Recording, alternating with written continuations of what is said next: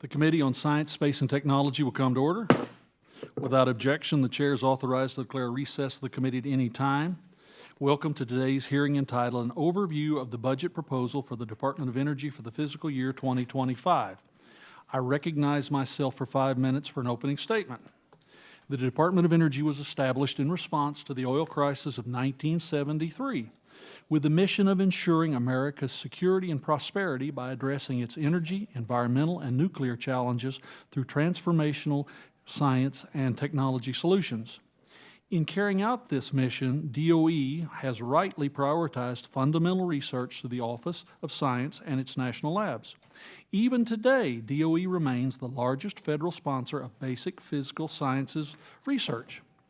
Yet in recent years, DOE has moved away from its core mission of transformative science and technological solutions to deploying mature technologies and attempting to lead a forced nationwide green energy transition.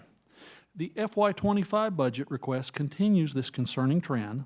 Although I'm glad to see the department request an increase for the Office of Science, this budget does little to rebalance the massive shifts in priorities mandated by the recent Infrastructure Law and Inflation Reduction Act. Although the IIJA and the IRA, DOE established, that's a mouthful, established 75 new demonstration and deployment programs and received approximately $100 billion in additional funding. The Office of Energy Efficiency and Renewable Energy alone received an additional $16 billion in the IIJA to supplement its annual appropriations, which have increased by over $500 million since FY21. Meanwhile, the IRA appropriated an additional $11 billion to the Loan Program Office to finance large-scale infrastructure projects. To support these new programs and funding increases, the department underwent a reorganization, hiring over 1,000 new employees and established several new offices.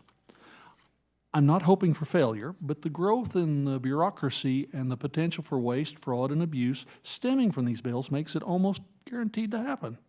Perhaps even more concerning, this shift in focus comes at the expense of the Office of Science and its fundamental research. As this committee knows well, the Office of Science is home to world-class research and user facilities that accelerate the advancements in various disciplines, including material sciences, fusion energy, and nuclear physics. While DOE's funding for late-stage research and deployment through the EERE and the LOP has seen big cash influxes, the Office of Science received zero additional funding through the IIJA and only $1.5 billion for the National Labs infrastructure in the IRA. In my opinion, this discrepancy creates a future where DOE picks winners and losers by funding select energy sources, but does not carry out the fundamental research needed by industry to make generational breakthroughs for multiple energy sources. That is the opposite of the all-of-the-above energy strategy, and if DOE isn't conducting that early-stage groundbreaking research, no one will. Instead of continuing down this alarming path through DOE's FY25 budget request, we should seek to fully fund the provisions authorized in the CHIPS and Science Act. This bipartisan bill was the first comprehensive reauthorization of the Office of Science and was meant to catapult DOE into the 21st century in key technological areas such as fusion energy, advanced computing, and microelectronics. While I fully understand we in Congress must play our part and appropriate the funds, it would be helpful to see DOE support our efforts by requesting similar funding levels. But that's not what the FY25 request does. Despite that, I'm hopeful today's conversation will be productive. I look forward to hearing from Deputy Secretary Turk on how DOE continues to manage the large funding influxes it's received and how the difficult decisions associated with this budget were made. Thank you for being here today, Deputy Secretary, and I yield back the balance of my time. And because of scheduling conflicts, in agreement with the ranking member, by golly, she has arrived on time. I'm impressed. I now recognize the ranking member, the gentlewoman from California, Ms. Lofgren, for her opening statement. Well, thank you, Mr. Chairman, and for holding this important hearing today. And I want to thank the Deputy Secretary for being here. As you know, the committee played a leading role in shaping the nation's energy policy through the last several Congresses, including major contributions to the CHIPS and Science Act, the Energy Act of 2020, the Inflation Reduction Act, and the Bipartisan Infrastructure Law. Now, as we examine the DOE's budget request for fiscal year 25 and focus on the implementation of each of these landmark bills, an area that I'm particularly focused on is fusion energy, as the members of this committee know quite well by now. The need to significantly improve support for our U.S. fusion research enterprise is actually one of the major reasons that I first ran for Congress in 1994, and one of the top reasons that I decided to seek the ranking member position of this committee. I'm excited about the real breakthroughs we've seen in fusion over the last 2 years alone, including the achievement of ignition at the National Ignition Facility in late 2022, which was followed by even more progress from NIF over the last year. I'm also encouraged by the rapid growth we're seeing in the private sector for fusion and the major technical achievements that they're now bringing to our overall national effort. For example, in January, I had the opportunity to visit the fusion companies Zap Energy and Helion, and I was impressed with the inventiveness and the breadth of the work they're now undertaking to bring fusion to the grid as quickly as possible. Last year, I was especially encouraged that this progress was recognized in the administration's budget request for 2024, which closely tracked the bipartisan levels and activities authorized by the CHIPS and Science Act. Also followed the priorities identified by the fusion community itself and the most recent long-range plan produced by the Fusion Energy Sciences Advisory Committee.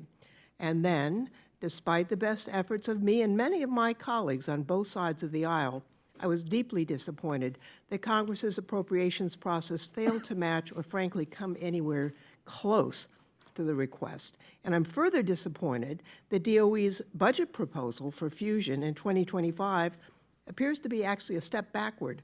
Of particular note, the fusion community's long-range plan recommended substantially increasing support for materials and fusion nuclear science R&D and for public-private partnerships under all fusion budget scenarios, including the flat and modest growth scenarios that we've recently been operating under.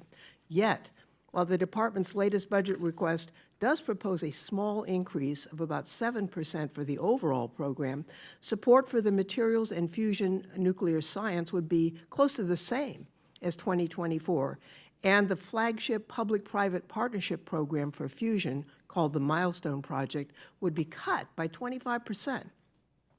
I look forward to discussing this apparent discrepancy with you and to working closely with you to get these programs on a much stronger footing.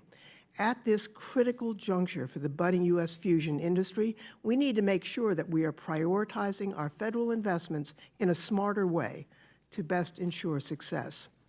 Recent headwinds aside, we still have a long way to go before a final budget gets to the President's desk, and I only see bipartisan support for this enterprise growing in the months and years to come. So I'm doing everything in my power to make sure that going forward, our annual federal funding reflects the tremendous progress and the immense promise of fusion energy. And I invite everyone here to join me in this effort, and I am appreciative of the Chairman's support for fusion as well. And Mr. Chairman, I yield back. Thanks you, Ranking Member, for those insightful comments. Our witness today is the Department of Energy's Deputy Secretary, David Turk. I now recognize Deputy Secretary Turk for 5 minutes to present his testimony. And thank you for being here. Thank you, Chairman Lucas and Ranking Member Lofgren, members of the committee. Thank you very much for the opportunity to discuss President Biden's latest budget request for the Department of Energy. On behalf of the department, I want to express our gratitude for your leadership of our nation's science, technology, R&D efforts. There is no question whatsoever that your leadership, your vision, your commitment have fueled the success that we're seeing today. As you well know, DOE researchers have made some of the most important scientific breakthroughs of our generation for medicine, for technology, for fusion, and of course for energy. But you also know that maintaining this competitive edge requires continued innovation and continued leadership. That's why the President's latest budget requests $8.6 billion for DOE's Office of Science, advancing towards the CHIPS and Science authorized level, a significant increase over the FY24 amount that Congress provided. This includes more than $800 million for fusion energy so that we can advance the research and innovation to make commercial fusion a reality. Fusion is a technology that's a top priority to many of us, including our chair and ranking member, and thank you very much for your leadership and other members of this committee. Our request also calls for nearly $2 billion for DOE's work in other cutting-edge fields that are absolutely key to American security and competitiveness, including biotechnology, quantum, machine learning, and artificial intelligence. In December of last year, our department formally aligned these efforts under a new Office of Critical and Emerging Technologies. The mandate for that office includes the development of safe, responsible, and trustworthy artificial intelligence, which the Department of Energy has been leading since the 1970s. Our researchers have created AI tools that model wildfire spread, detect national security threats, accelerate cancer research, and much, much more. The $455 million requested in this annual budget will allow us to apply our deep experience to new challenges and opportunities in AI. But we will need to continue substantially upping our efforts to remain ahead of our competitors in the AI competitive landscape.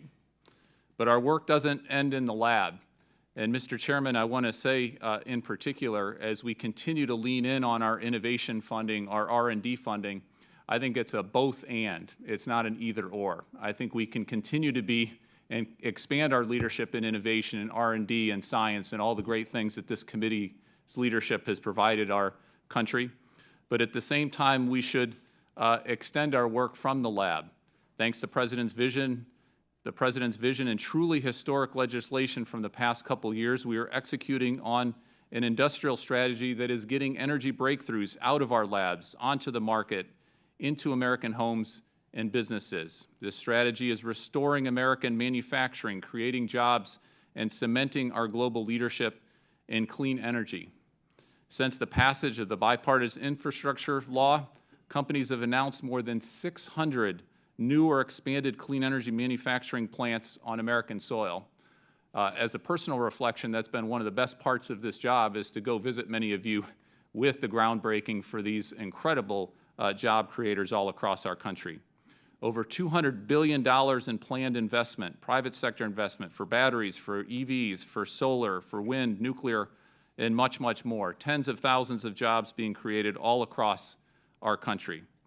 We're helping American businesses to have confidence they need to deploy innovative energy technologies at scale, which is also deepening our energy security and diversifying our supply chains. We're also making historic investments to lower energy costs for our fellow Americans, from the Weatherization Assistance Program to tax credits to rebates for energy-efficient appliances. Now, sustaining this momentum requires us to complement the historic funding Congress provided in these truly unprecedented bills with ongoing targeted and durable annual investments. The President's budget request for fiscal year 25 will empower us to build on all of our progress. Again, thanks to the leadership of our President and the Congress, the U.S. is leading the world in science and innovation and clean energy manufacturing, but we still have much, much more work to do. Thank you for the opportunity to be before you today and eager for your questions. Thank you, Deputy Secretary, for your testimony, and I'd now like to recognize myself for 5 minutes. Deputy Secretary Turk, the Department of Energy has been well funded in recent years through annual appropriations and the multi-trillion-dollar spending packages of the IIJA and the IRA. Yet with that funding, it appears the department is quick to commit, but struggling to actually get it out the door, leaving billions setting in the department. So I'm hopeful that you can clarify some information on that. Between the IIJA and the IRA, the Office of Clean Energy Demonstrations was appropriated an additional $27 billion.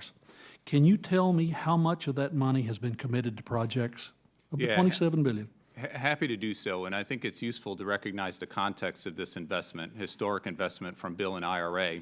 When that legislation was passed, it was passed specifically with multi-years in mind. In many cases, 5-year programs, in many cases, multi-tranches of funding coming out the door.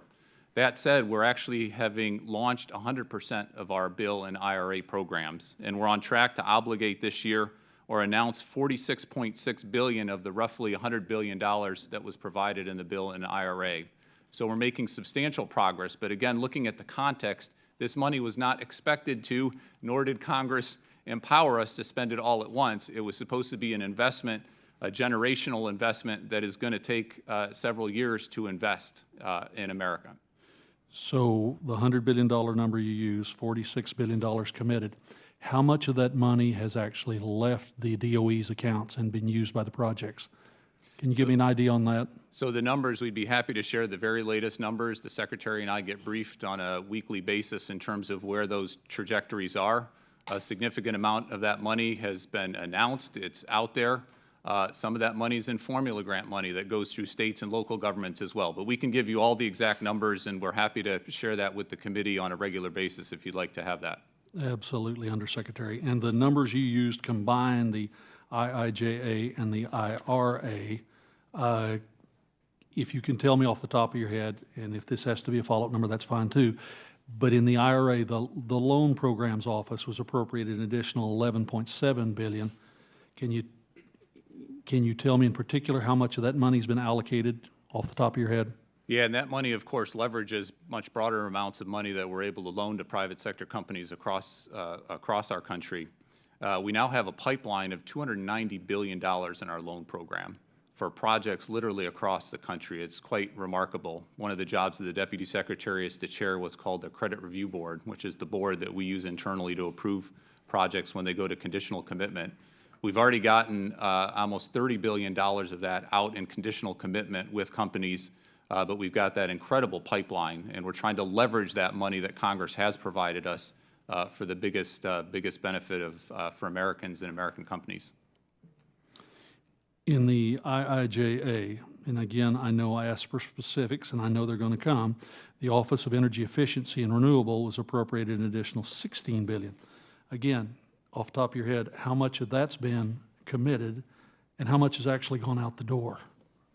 Yeah, so we've gotten a lot of money out the door. We're happy to share the money broken up by the different offices, whether it's our OSED office or our Energy Efficiency and Renewables office.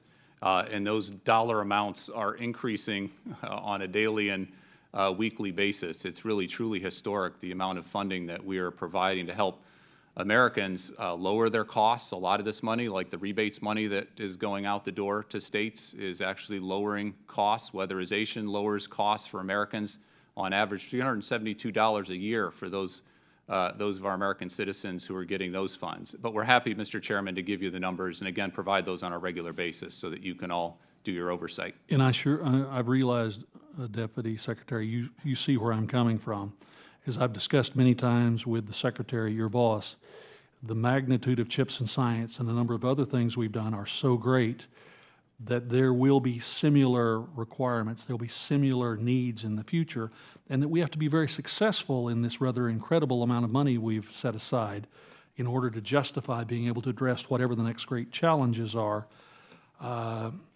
That's why I really want to know of the money that's been in the various programs that has been provided, appropriated, how much has been committed and how much has gone out the door, so that we can analyze from our constitutional responsibilities, be in charge of the purse, how all this is going. And it also is the justification then for the things that may come in the future. Again, I've sent letters to the Secretary asking questions about this and follow-up letters, and I'm sure that after our discussion today, you'll be forthcoming. But it is important as stewards of the purse that we make sure that your folks in their role as implementers of the policy get it right. Well, let me just agree with you completely, Mr. Chairman, and I personally, and I know our team, feels an immense amount of responsibility. These are truly historic amounts of funding that American taxpayers are providing. We feel the weight of history to make sure that we use this money responsibly as much as we and as quickly as we possibly can. So we've hired up, as you mentioned, 1,000 new folks to help. We've created new offices. But the fact that we've been able to launch 100% of our programs and announce or obligate 46.6 billion of that is a remarkable accomplishment, I think. I would just simply reiterate, in our responsibilities authorizers, looking over your shoulder is very important, and our interactions with the appropriators as they make the decisions how to fund these programs in coming years matters also. With that, this is an issue I'm sure we'll come back to. I yield back the balance of my time and recognize the ranking member for 5 minutes. Thank you, Mr. Chairman. And as I indicated in my opening remarks, in my view, the fiscal year 24 request by the department was pretty much consistent with the bold decadal vision for the commercialization of fusion energy that the administration itself announced in March of 2022, and with the long-range plan that was produced by the fusion community about a year earlier. However, quite frankly, the fiscal year 25 request isn't. I'd like to know why the administration has pulled back from this. Specifically, the proposed support for fusion material and fuel cycle R&D would say at about the same levels as fiscal year 24, which was below what was necessary, and the milestone-based public-private partnership program would actually be cut by 25%.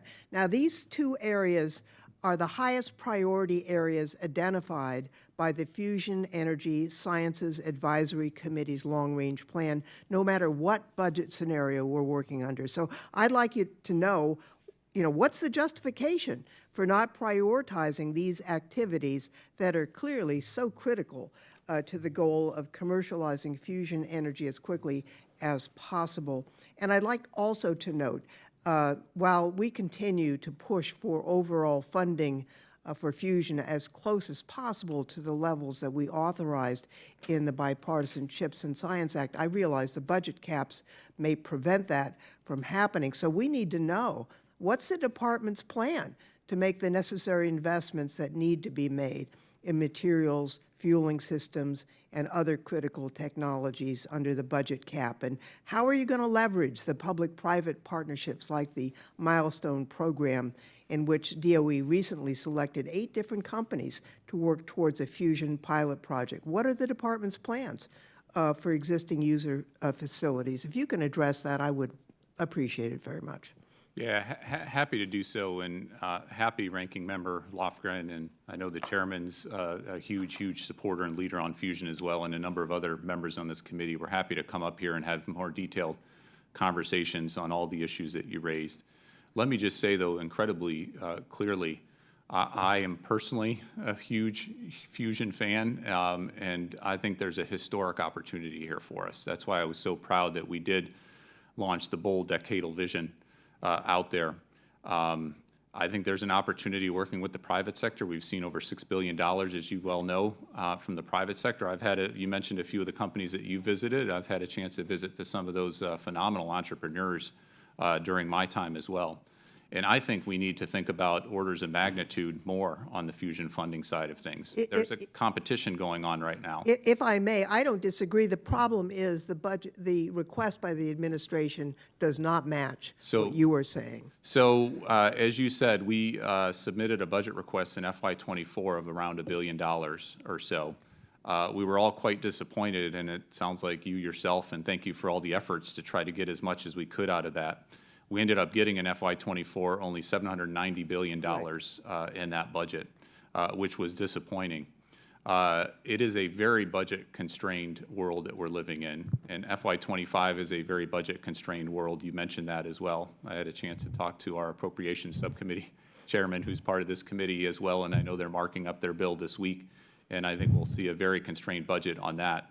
So candidly speaking, when we look at where Congress has provided us money previously, we try to make as much headroom as we possibly can in a very budget-constrained world for an awful lot of priorities. And so that's where what you see reflected in FY25 request. Let me just say, I appreciate your enthusiasm for fusion, and mine and the chairman's as well.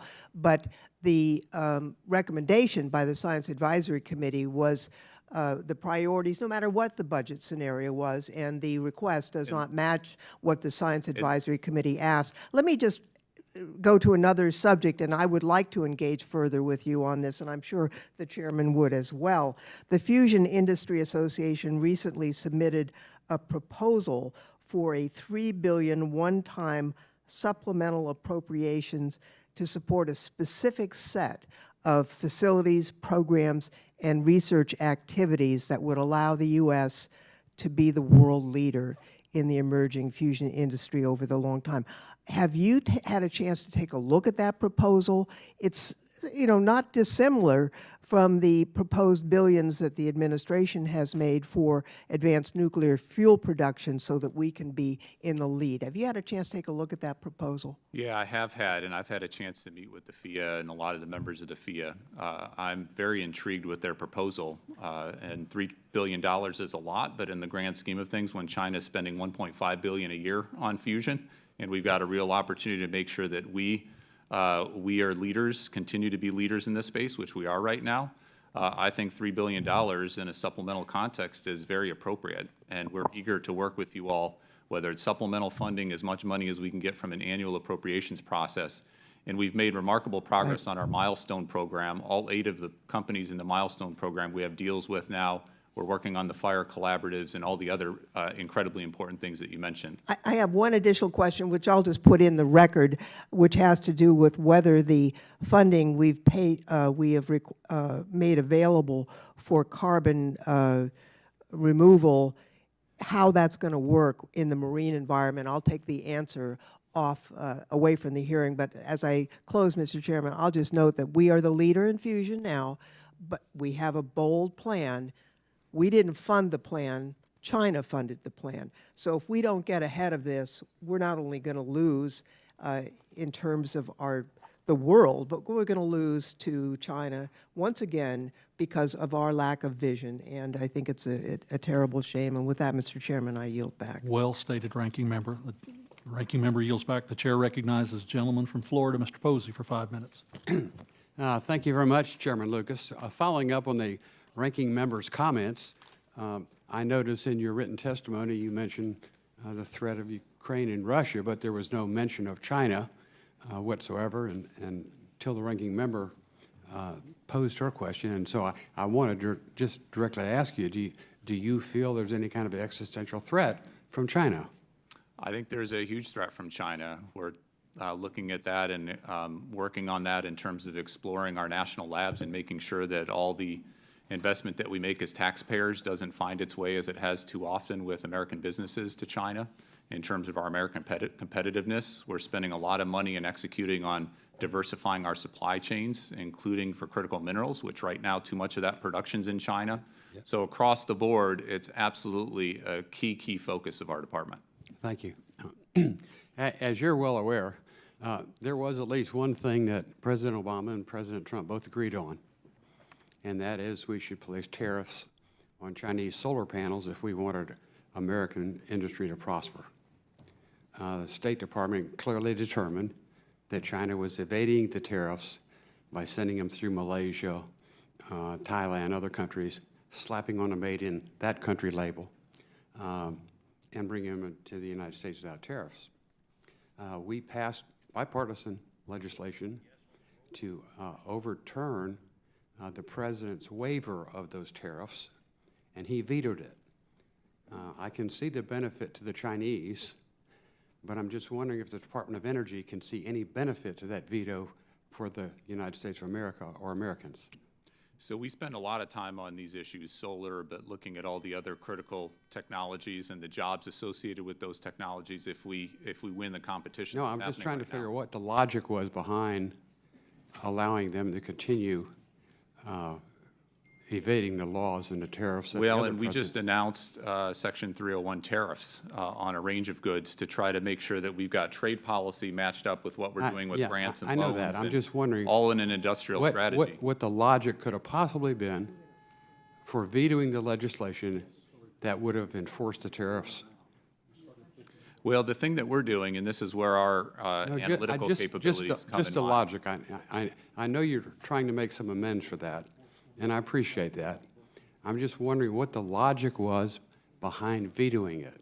So we look sector by sector, technology by technology. What are we doing on the grant side, on the loan side, on the tax incentive side, and how do we protect those investments with tariffs, with trade policy, and do it all in a very systematic, very orderly way not just our department, but working with USTR, our trade representative, State Department. And so happy to talk to Congressman at your, whenever you're eager to talk about solar or other issues to show how we're analyzing all that. And we put forward recommendations of this tariff should be increased, this we're tariff wasting should be time lowered, here. all those kinds of things. We're wasting time, so that there is no logic that you can think of how those vetoes could have helped Americans. So again, it's part of this broader strategy that we're doing on solar, and Chairman, I happy yield to the talk balance. about how that fits in. Gentleman yields back. The chair would inform the membership that we are at 13 and a half minutes in this vote series, and that majority leadership has announced that we will have a hard 20-minute limit on voting. I would suggest I have one member who would like to question. Yeah, I will ask my questions. So if the other members prefer to go vote, Ms. Bonamici and I will be here to finish her question, and then we'll recess until after the vote series and all come back. With that, the chair recognizes the gentlelady from Oregon for 5 Thank minutes. you, Chairman Lucas, and thank you, Ranking Member Lofgren, and thank you, Deputy Secretary Turk. The Department of Energy plays a critical role in combating the climate crisis through its work to transition to a clean energy economy, including in rural and underserved communities. And the department is also well-positioned to address emerging challenges like strain on the grid caused by the rapid growth of data centers and artificial intelligence, and to support other agencies to develop novel climate solutions like marine carbon dioxide removal. So I'm going to ask about those issues. According to a recent paper from the Digital Climate Alliance, data centers are projected to compose up to 9% of U.S. energy's demand by 2030. And I recently heard during an Oregon Clean Energy Task Force meeting that we need reliable grid enhancement technologies to responsibly maintain the pace of advanced computing and innovation. So Deputy Secretary Turk, what is the Department of Energy doing to make sure that the load growth caused by the expansion of AI and the need for data centers does not exceed the grid capacity? And I'll answer that question very directly, but let me just thank you for pointing out the focus on rural and underserved communities. One of the parts of the bill in IRA that hasn't gotten as much attention as $1 billion for those communities. It's frankly Right. way oversubscribed, and there's a lot more we could do with those communities. So on AI, you mentioned 9% of electricity demand by 2030. Our latest numbers, which aren't yet public, but we'll put these out here in the next several months, is growing from about 6% of our electricity demand right now coming from data centers. A part of that's AI. It's probably about 15 to 25% or so right now. That growing to 9% by 2027. So that's a significant amount of growth. Right, right. But that's not the only source of growth. We're seeing growth from all this industrial renaissance that we're seeing across the country, which is just phenomenal from a jobs perspective. We're also seeing growth from electric vehicles and heat pumps. So we're actually in a period where we haven't been, last 15 years or so, we've had pretty flat electricity demand. We're now growing again quite Sure. substantially. We've had significant periods of growth before. So what we're doing is a multi-pronged strategy. First of all, we're working with all of the data center companies on efficiency, right? The more we can efficiently get as much compute power out of what electricity we put in, the better, right? And we've got a strong record of efficiency improvements, including our national labs and our supercomputers that this committee has been so supportive of in years past. Secondly, we need to focus on all the clean generation sources.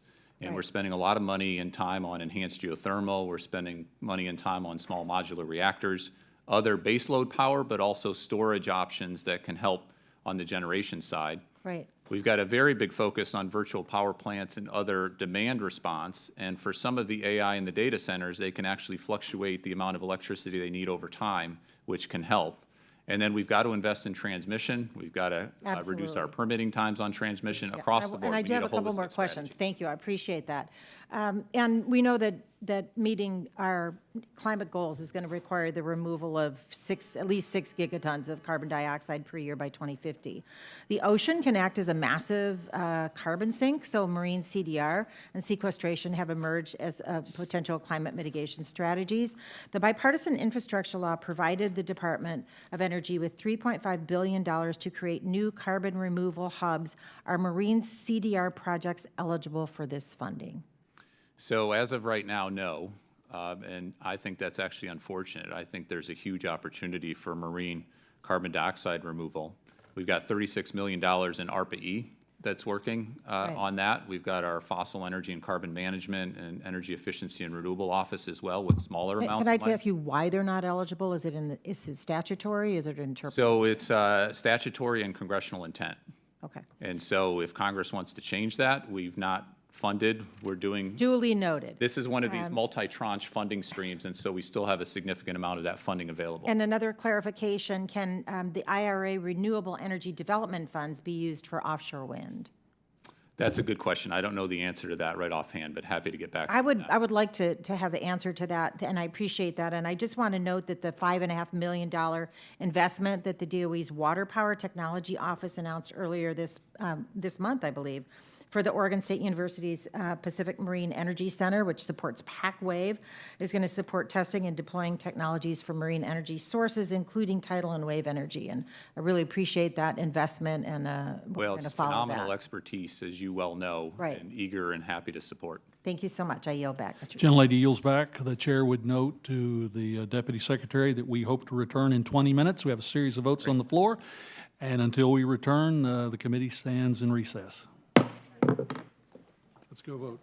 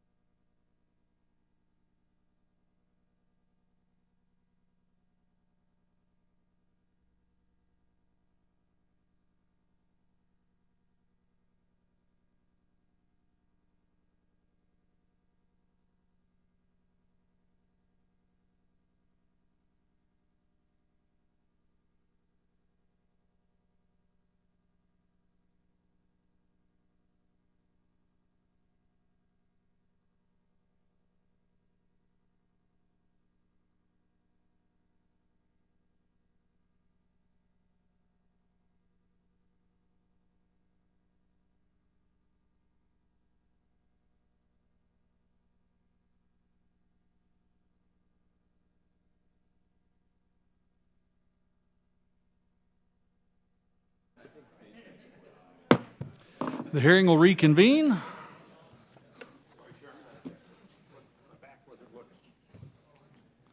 I now recognize the gentleman from Texas, Mr. Weber, for 5 minutes for his questions. Thank you, Mr. Chairman. Mr. Turk, in October 2020, and by the way, thank you for being here, okay? In 2023 October, DOE distributed awards to 3 advanced nuclear energy developers to further those micro-reactor designs through front-end engineering and experiment design processes. DOE's Office of Nuclear Energy, DONE, if you will, has made the sourcing of high-assay, low-enriched uranium HALEU a priority, so these companies have access to the proper advanced fuel needed for these very projects. Unfortunately, it's my understanding that this fuel will not be provided on schedule, that will put these companies at significant risk of failure to deliver on time for the 2026 target, the demonstrations at the Idaho National Lab. So when does the DONE, if you're DOE, any plan on meeting its congressionally mandated obligation? Do you know a time frame, and can you ensure that this fuel will be awarded to RFP applicants before the end of 2024? Do you have a window there, or do you know?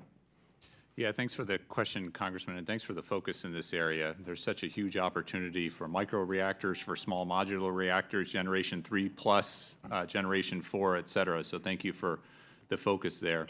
And we were able to get a significant amount of funding repurposed through the bipartisan infrastructure legislation and the most recent supplemental to build up our HALEU supply.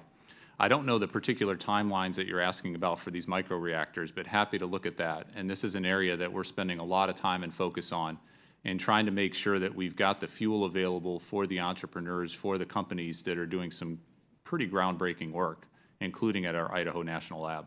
Which we love hearing, but we want to see it going along too, because you're probably aware, and we'll get maybe a contact from your That sounds great. More than happy to follow up on that. right, but you're probably aware that if they don't get this HALEU, that these companies may be forced to source it from Russia or China if the DOE either cannot or doesn't deliver the fuel on schedule. Well, and that was the whole point of repurposing that $2.7 billion to make sure on HALEU, but low-enriched uranium that we're providing that. We're building up our domestic supply chain for that, and we don't have to rely on Russia. That's not what we need to do.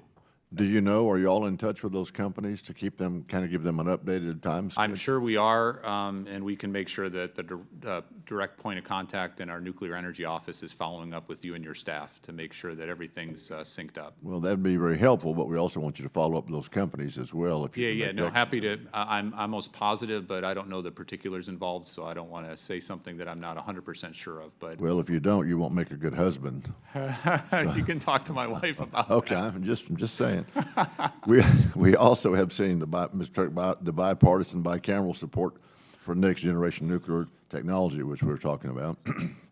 However, the FY25 DOE budget does not include a request for additional funding to support those 2 furthest along small modular nuclear projects in the country, including Dow and X-Energy project in my state of Texas.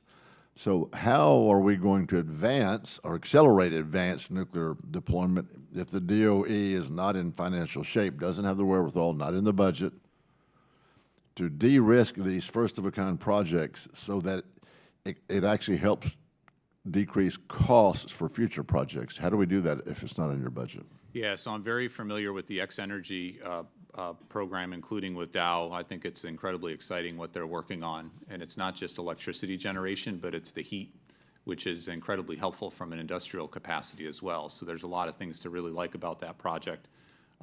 We did get some funding through the extraordinary legislation that was passed outside the appropriations process to help on the advanced demo reactor program. That is helpful. We also got another $1 billion repurpose for Gen 3 plus, which is different than what you're talking about, which is Generation 4. But there is such strong bipartisan support for small modular reactors We just need to make sure we're all doing our part to be helpful on that front. Well, is it the same question, then, does Dow and X Energy, do they know that? Is there a time frame, or are y'all communicating with them? So we're in constant communication with both, and our team right now is trying to make sure that we're spending those federal taxpayer dollars to the biggest bang that they possibly can achieve. Okay, I better jump real quick. My district has 3 LNG facilities. DOE officials stated, so the export ban has real impact on us. DOE officials stated that national labs will play a role in updating the public interest determinations for LNG exports through a study, which I think could have been done without pausing the exports, okay, putting a ban on them. Can you confirm exactly which labs are participating in that study? Yeah, happy to do it. We've got several labs. Our National Energy Technology Lab has done a lot of work in this area and will continue. But we're making sure that we're bringing in other labs, including our Pacific Northwest National Lab as well. And we're making sure wherever we have expertise that we're making that to bear. This is an incredibly important update in the study. And I just want to clarify, there is no ban on LNG exports. LNG exports are actually being exported right now at record levels. Well, Mr. Chairman, if I can, I don't want to sound argumentative, but this puts investors and companies, gives them pause for concern on what, for example, phase 2 of these reports are. So I want to make that point, and I'll let that go and yield back. Gentleman's time has expired. The chair recognizes the ranking member for UC request. Thank you, Mr. Chairman. I'd ask unanimous consent to put into the record April 2024 Fusion Industry Association bold decadal vision paper. Seeing no opposition, so ordered. Yield The back. chair would note for the record that the next in order would be Mr. Caston and then Mr. Fleshman. Gentleman from Illinois is recognized for 5 minutes. Thank you very much, Mr. Chair. Always a pleasure to go after my friend Mr. Weber, not least because I'd like to continue the conversation about the LNG pause. I talked about this with Secretary Granholm a few months ago and was kind enough to submit some responses to questions for the record. I want to just remind this committee of a couple of numbers. In the last decade, there has been a 24% growth in U.S. consumption of natural gas. There has been a 53% increase in U.S. production of natural gas, and there has been a 384% increase in the export of natural gas. We are having no problem with any of those exports. Right now, we're exporting about 15 billion cubic feet per day. Projects currently under construction are going to double that to 30 billion cubic feet per day. The projects that are permitted but not yet under construction will increase that almost another 15 to 41 billion cubic feet a day. I see you nodding because I got all this from DOE websites. And the pause affects an additional 15 that would take us to 66 billion cubic feet per day. So there is no question but that we are exporting a massive amount of natural gas and are going to export a massive amount more long before we ever get to this question about the pause. What I would like to understand, and I'd like to have as much precision on these as you can, as the DOE, under the Natural Gas Act, fulfills your obligation to consider whether these additional projects are in the national interest, number one, are you treating climate change as a matter to be considered under the national interest? I mean, just yes or no, is that one of the factors? Yes. Okay. And will that consider both the methane emissions from leaks to other countries and the CO2 emissions associated with combustion? Yes, both. For the purposes of the methane combustion, what are you using for the global warming potential as you evaluate those impacts? So we'll look at the 20-year, but also the 100-year, and we'll make sure that we look at it a variety of different ways. And as you know, methane is a super pollutant when it comes to climate change, and an area that we've spent a lot of time in this administration on the regulatory side, but also on the funding side and the R&D side to get our act together to reduce those emissions as much as we possibly can. It's Okay. a big deal. I ask that because, you know, I think President Biden has appropriately said this is the decisive decade for climate, and a 100-year global warming potential is interesting, but a rather academic question when we have a very narrow period of time to right the ship. Well, And so I would completely hope you would take a more aggressive view as we're looking at those and issues. on the methane reduction side, we just came out with our MERP program, which is a terrible acronym, but it's a bunch of money focused on reducing methane emissions, complementary to what the EPA is doing. So this is a big, big deal. True, but of course that doesn't affect, like, on the exports, we're going to other markets overseas, and so we have less degrees of freedom there, but it matters on the export. Well, and frankly, we have responsibility for those exports as well. Okay. Like just the fact that we're exporting, and it's up to now about half of our production for natural gas is authorized to be exported. So Understand, and I want to move on. I just want to make sure, because the leak rates downstream in some of those countries are bigger. Yep. The Secretary Granholm, in her response to the QFRs, said that the forward economic impacts on domestic prices were based on EIA estimates. My understanding is that EIA makes price forecasts based on a status quo regulatory environment, but this is asking the question, what would happen if the regulation changed? How do you square that circle for us? Yeah, so this is why we have several of our national labs involved to come at this from a variety of different ways. And right now, American consumers pay 5 to 6 times less than those and companies as well in Asia and Europe.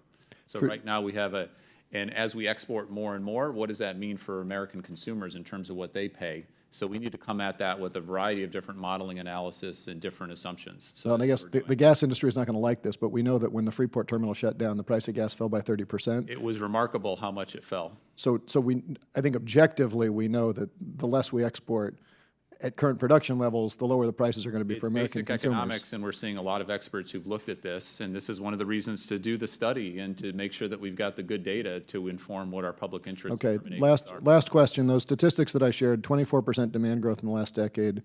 The U.S. economy has grown by over 50% in the same period of time. Oil use is flat, coal use is down 40%. We have successfully managed to decouple economic growth from fossil fuel consumption for the benefit of our climate, for the benefit of consumers. As the DOE thinks about our national interest, is it in the United States' national interest to export the technologies that have allowed us to decouple from fossil fuel use, or is it in the U.S.'s national interest to export the fossil fuel we're decoupling from? So these are the clean energy technologies of the future. There's a remarkable competition going on right now, and we either step up with the kinds of incentives that are in the bill and the IRA and do everything we can to win those markets, and that's exactly what we're doing. Okay, well, I would, We've actually reduced our emissions in 2023 over 4%, at the same time that we had one of the most robust GDP growths all around the world. So we are decoupling. true, but that's only if you don't include Scope 3 emissions. If we can't take credit for that while simultaneously exporting fossil fuel, and Completely as we think about the national interest, I hope we'll think about making sure that the rest of the world Gentleman's time has take advantage of expired. where we've gone. Yield back. Chair now recognizes the gentleman from Tennessee, Mr. Fleischman, for 5 minutes. Thank you, Mr. Chairman. Mr. Secretary, great to see you today. I know we visited earlier. I wish to thank you for your most recent visit to the greatest mid-sized city in America, Chattanooga, Tennessee. I appreciate that. But as you know, I also represent another outstanding city, Oak Ridge, that great DOE reservation. And you and I do a lot of work together, and wanted to touch on a few issues. Last month, Mr. Secretary, President Biden signed the Republican-led bipartisan Prohibiting Russian-Ukrainian Imports Act into law. This law bans Russian uranium imports until 2040 and takes effect on August 11th, 2024. Secretary Turk, and this is very important to our state. As you know, you've worked with our governor, as is Secretary Granholm, on a project that I'm involved in as well. How is the DOE preparing for this ban to take effect? And more specifically, how does DOE plan on spending the $2.8 billion appropriated by Congress? It's the money that we put in the energy and water bill that I authored last Congress, or actually in 2024, for the domestic production of advanced nuclear fuel.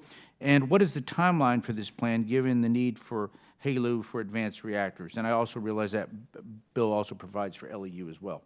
Yeah, well, let me start, and if it's okay with Chairman Lucas to call you Mr. Chairman as well, since you're the chairman of our Appropriations Subcommittee. Thank you for all your leadership on this. And importing uranium from Russia makes no sense whatsoever. And that's why we worked with Congress, thank you for your leadership, to not only get the ban on uranium coming from Russia into the U.S., but to have an alternative. And that's where that $2.8 billion comes in. And we're working with real urgency to use that $2.8 billion to build up our own supply chain for low-enriched uranium, but also for HALEU that's going to be so important for the small modular reactors of the future as well.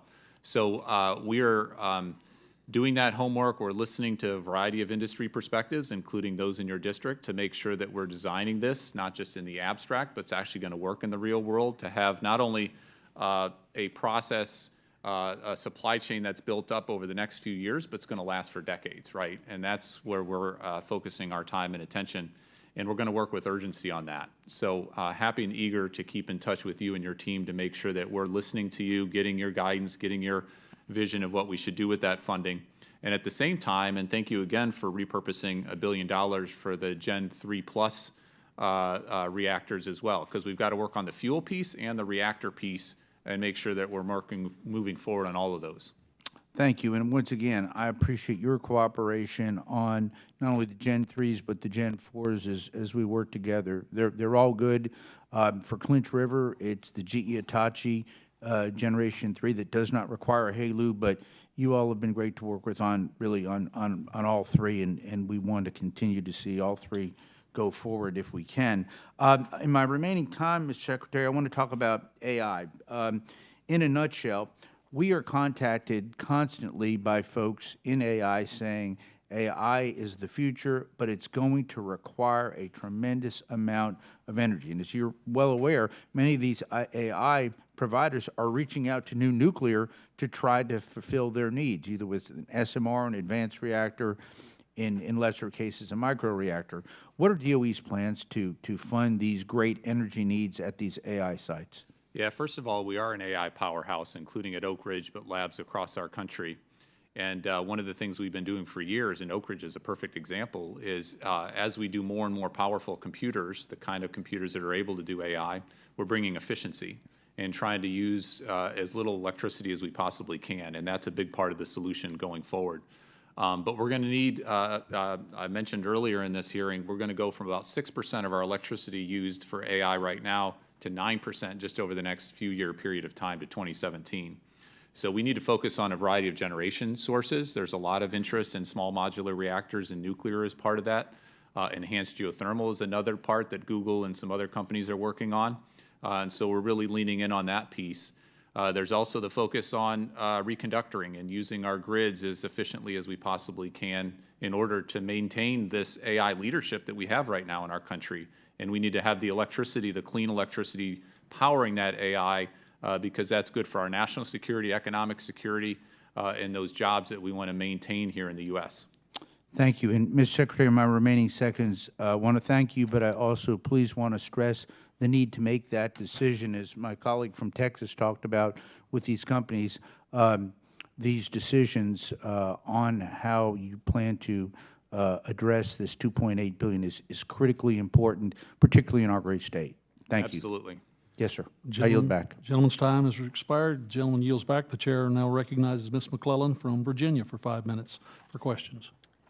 Thank you, Mr. Chairman, and thank you, Deputy Secretary Turk. It's always a pleasure to see a fellow UVA alum. As a member of Congress, I have been committed to working with DOE to protect our climate and environment, spur clean energy innovation, build our future workforce, and advance scientific research. And last fall, I was proud that the department selected Virginia's Jefferson Lab to lead the new high-performance data facility hub, which is a great choice to accelerate scientific discovery and promote institutional partnerships.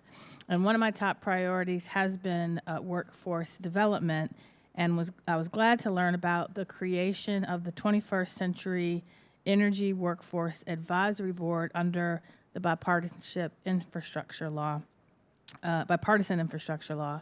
In February, I led my colleagues in a letter to the advisory board highlighting our priorities, which include increasing workforce opportunities for underrepresented communities, removing barriers to participation, like the lack of childcare and transportation, and worker retraining. And so, Mr. Turk, could you provide an update on the advisory board's work and how the DOE is addressing these issues from that letter? Yeah, and thank you for all your leadership on that incredibly important issue. And Jefferson Lab is such a jewel in our crown jewels, and it's great to be able to have the hub role there as well. So workforce is an issue we spent a lot of time and funding on. We have all these jobs, we have all these manufacturing facilities, 600 new and expanded across the country thanks to the President's leadership and Congress's leadership as well. But we need to make sure we're proactive to plan for the future, to have those jobs, to have the job training, to have those opportunities.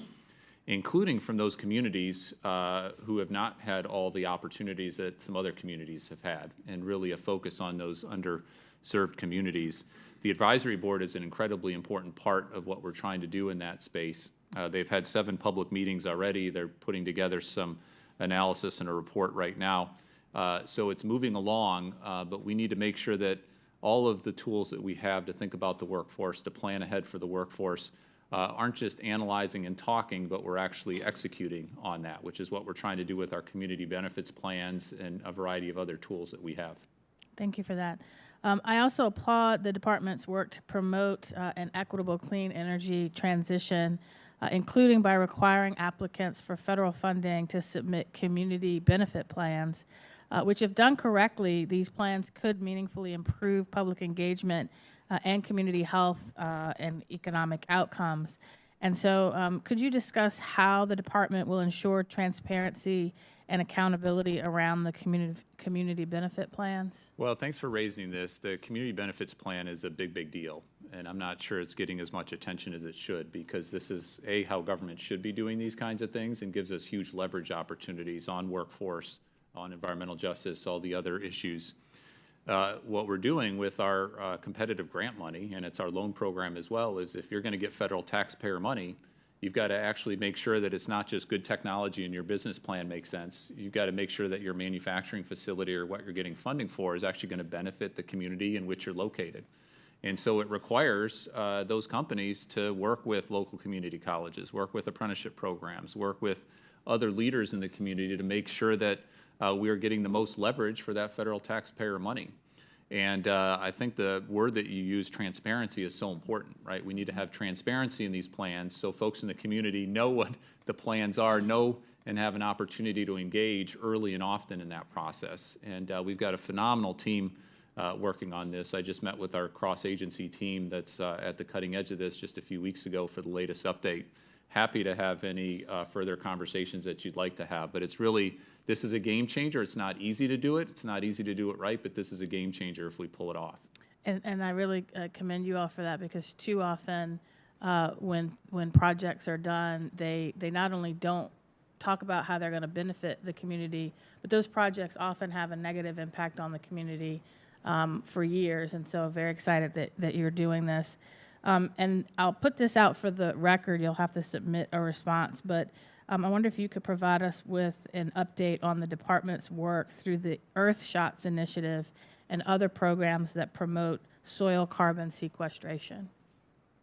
Yeah, it's a big, big deal. Happy to provide the details on it. But like carbon removal in the marine sector, in the marine space, the soil and what we do on that front is a big deal. And so we're trying to really lean in on that. Thank you, Mr. Chairman. I yield back. The gentlelady yields back. The chair now recognizes the gentleman from New York, Mr. Williams, for 5 minutes for questions. Thank you, Mr. Chairman. Mr. Secretary, I want to discuss the continually rising energy costs that are burdening hardworking Americans today, especially in my district in central New York. Just last month, our primary electricity provider, National Grid, announced that it will be seeking major rate increases for electricity and natural gas.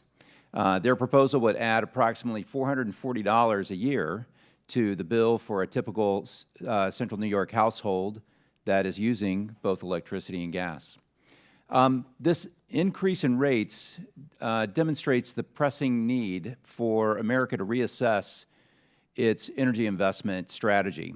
And it's clear that the bill is coming due for expensive and unrealistic progressive energy policies, and that is placing a burden directly on the middle class and elderly ratepayers, as I just mentioned. The cost of expensive renewable projects, canceled gas pipelines, and prematurely closed nuclear power plants in New York State, as well as on the back of the electrification mandates, these are failing average Americans. And in particular, they're impacting the 65% or so of Americans that live paycheck to paycheck. And I speak today on their behalf. Can you explain the cause for these rising energy prices for my constituents, please? Yeah, thank you very much for the question and the focus on affordability. There's not a topic that's more important to me personally. Anything about the our causes? department. That would be helpful. Thank you. Yeah, so any constituent of yours, our shared constituents who are paying too much for energy, is one constituent too much. What we're actually seeing is the historic investments we made in clean energy are actually having a decrease in prices across our country. In fact, it's Well, wait just a minute. National Grid just asked for a historic increase So as again- you've rolled out renewable. Let me finish, please. Yep, please. As you've rolled out historical mandates for renewable energies in New York State. So I'm afraid the facts really do not match with the talking points. For example, your department has said that we need at least 200 gigawatts in additional new power generation by 2030 to replace aging growth or aging infrastructure and expected growth. I suspect that number is even higher today with AI. One of the requirements for renewable energy is that it has energy storage attached to it to be reliable and both a significant contributor to energy on the grid. Is there currently a grid-scale energy storage solution that is both technically and economically feasible today? Yes or no? A number of parts of the country are adding storage, whether it's lithium batteries or pumped hydro, and it's an incredibly important part of the solution. And you're right saying now that those are and in the both future. technically and economically viable today? That's right. That's why folks The are director of the passing it on. National Science Foundation testified here just a few weeks ago that there, in fact, was no such solution, and there likely wouldn't be for 10 years. And that happens to be a fact consistent with my own analysis and investigation. So are you refuting the director of the National Science Foundation? Happy to talk numbers and happy to talk facts. What we're actually looking at from our own independent, and this is not a politically run part of our department, our own independent EIA, Energy Information Administration, is actually we're going to see a slight drop in electricity prices by the end of 2024. So there may be parts of the country that are experiencing some This is after the historic overall- increase that's being requested. That's when the price drops So we had happen a- after the historic increase. have an It's a little we did- disingenuous, I think. We did have an increase because of COVID, and when Russia invaded Ukraine, the So price- this is your answer to my previous question? This is the What cause I'm of rising saying is energy the costs is investments- COVID? the Is investments- that right? the Is investments- that your answer, sir? I'm really, my constituents want answers to these questions. They don't want talking points. You didn't answer the question of why energy costs have risen. You've said now that they rose because of COVID, an answer you didn't provide earlier. And then you said that prices are going to drop right after these historic increases. That is cold comfort, and I mean that literally in upstate New York, because it is cold up there in the winter. That's cold comfort to the ratepayers in my district. And I don't hear real answers. I only hear political answers, and that's frustrating. So, again, you got to look at cause and effect. Because of the president's leadership, because of the congressional legislation, the extraordinary legislation, we're going to have $38 billion across our country in savings for folks on electricity bills. We're already starting to Not see in my that work district. its They're going to way. have $440 more per And year. that's where I said we've got And to have. they will have this Gentlemen, administration to thank time for has it. I yield expired. back. Gentleman yields back. The chair now recognizes the gentlelady from Pennsylvania, Ms. Lee, for 5 minutes. Thank you, Mr. Chairman. DOE programs are essential to supporting key issues like environmental justice and energy efficiency, as well as industries like the building of green homes in all of our districts, but particularly mine, of course. As we continue to ensure that policies in Washington are focused on people like my constituents in tackling environmental racism, your leadership and that of Secretary Granholm in addressing these issues through equitable energy development is crucial. Building on the progress of recent years, environmental racism and injustice in Western Pennsylvania and across the nation are pressing issues that will require further bold and equitable public investments in climate justice and community resilience and green union jobs. Achieving energy equity in our communities won't be easy, of course, but your leadership in that of Secretary Granholm, again, in advancing these commitments to these priorities will help to protect the environment and improve the quality of life for countless Americans.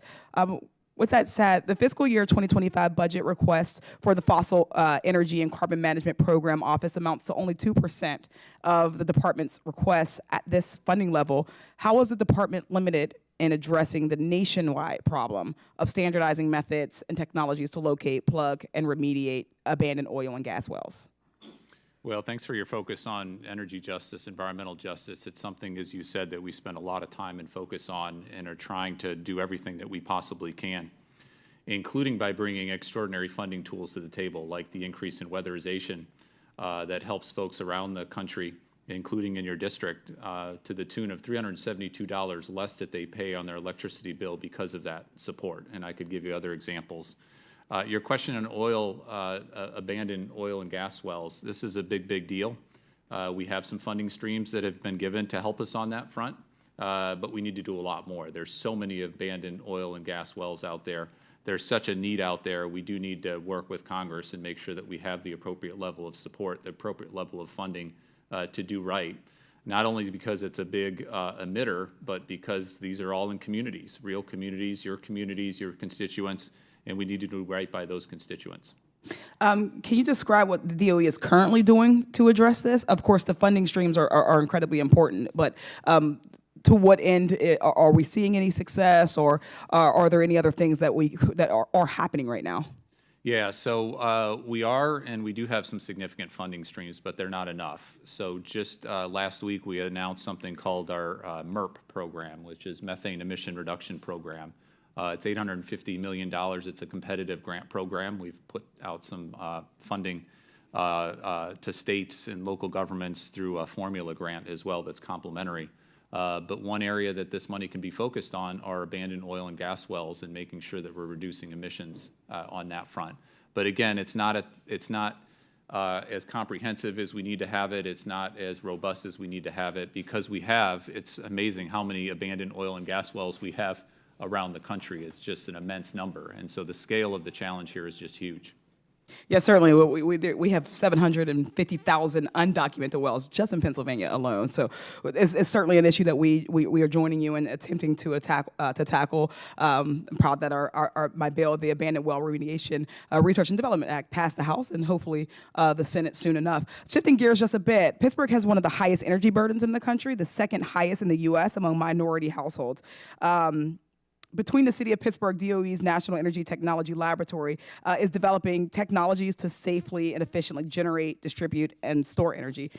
This work has proven essential in removing barriers to accessing clean energy, reducing energy costs for vulnerable populations, and promoting investments in energy-saving home upgrades. Itemizing $33.1 million and $3.2 million increase, which is a $3.2 million increase in funding from fiscal year '24. Will support NETL technical staff needed to perform acquisition, finance, succession planning, and legal functions, and it'll support the federal workforce who provides management of the laboratory. Deputy Secretary, would you be able to provide an update on the level of funding the department expects to provide to support NETL's program, direction, infrastructure, and research and operations? Yeah, happy to do so. I don't have that number right offhand, but happy to follow up with you. And NETL's doing such great work. You know that as part of NETL is in the Pittsburgh area. It's an incredible lab, and there's so much that they can do, so much we can leverage with our national labs on energy burden more generally, right? Those who can least afford to pay energy, we need to focus in particular to reduce their energy burden, just as your focus. And thank you for your leadership on that. Thank you. Thank you so much for joining us and for your testimony today. I yield back. Gentlelady's time has expired. The chair now recognizes Dr. Baird from Indiana for 5 minutes. Thank you, Mr. Chairman and Ranking Member. Appreciate you having this meeting about the budget proposal from DOE. And Mr. Deputy Secretary, we appreciate you being here. But by way of background, you know, we have a lot of corn and soybeans in Indiana, and America's ethanol producers and the largest utilities and even the energy producers and financial institutions consider carbon capture a fundamental pillar of their long-term business strategy. Today, many carbon capture projects face uncertainty delays because the EPA's permitting process has limited developers' access to geological carbon storage. The EPA currently has over 130 Class 6 well permit applications under review, including 2 in Indiana and 1 in my district for the Vault Linden ethanol facility in Montgomery County, Indiana. Unfortunately, the EPA has continued to drag its feet on approving these applications in a timely manner, and it can take up to 6 years for the EPA to issue a decision. So my question, Mr. Deputy Secretary, is do you think that we need an efficient permitting approval process and making sure that that's essential to ensuring deployment of the DOE-supported carbon management technologies. So how could the DOE partner with the EPA to streamline this process, in your opinion? Yeah, I do. Just to give you a straightforward answer, I grew up in corn country in Illinois, spent most of my summers detasseling corn, and so very familiar with ethanol and the agroeconomy and what we're trying to do going forward, including for sustainable aviation fuels, which offers up a really interesting opportunity and revenue stream as well. We've spent a lot of time working with EPA on Class 6 wells for CCUS. I've personally had several conversations with my counterpart, who's the deputy over at EPA, Deputy Administrator McCabe, and we'll continue to work on that. But we do need to have, not just for Class 6 wells, but a lot of what we're trying to build in terms of our infrastructure. We need to do permitting quicker. We need to have the environmental protections in place, rightfully so, but these things can't drag on forever. That's not useful for anybody to have these things drag on. So eager to work with you, and we'll continue our efforts with EPA.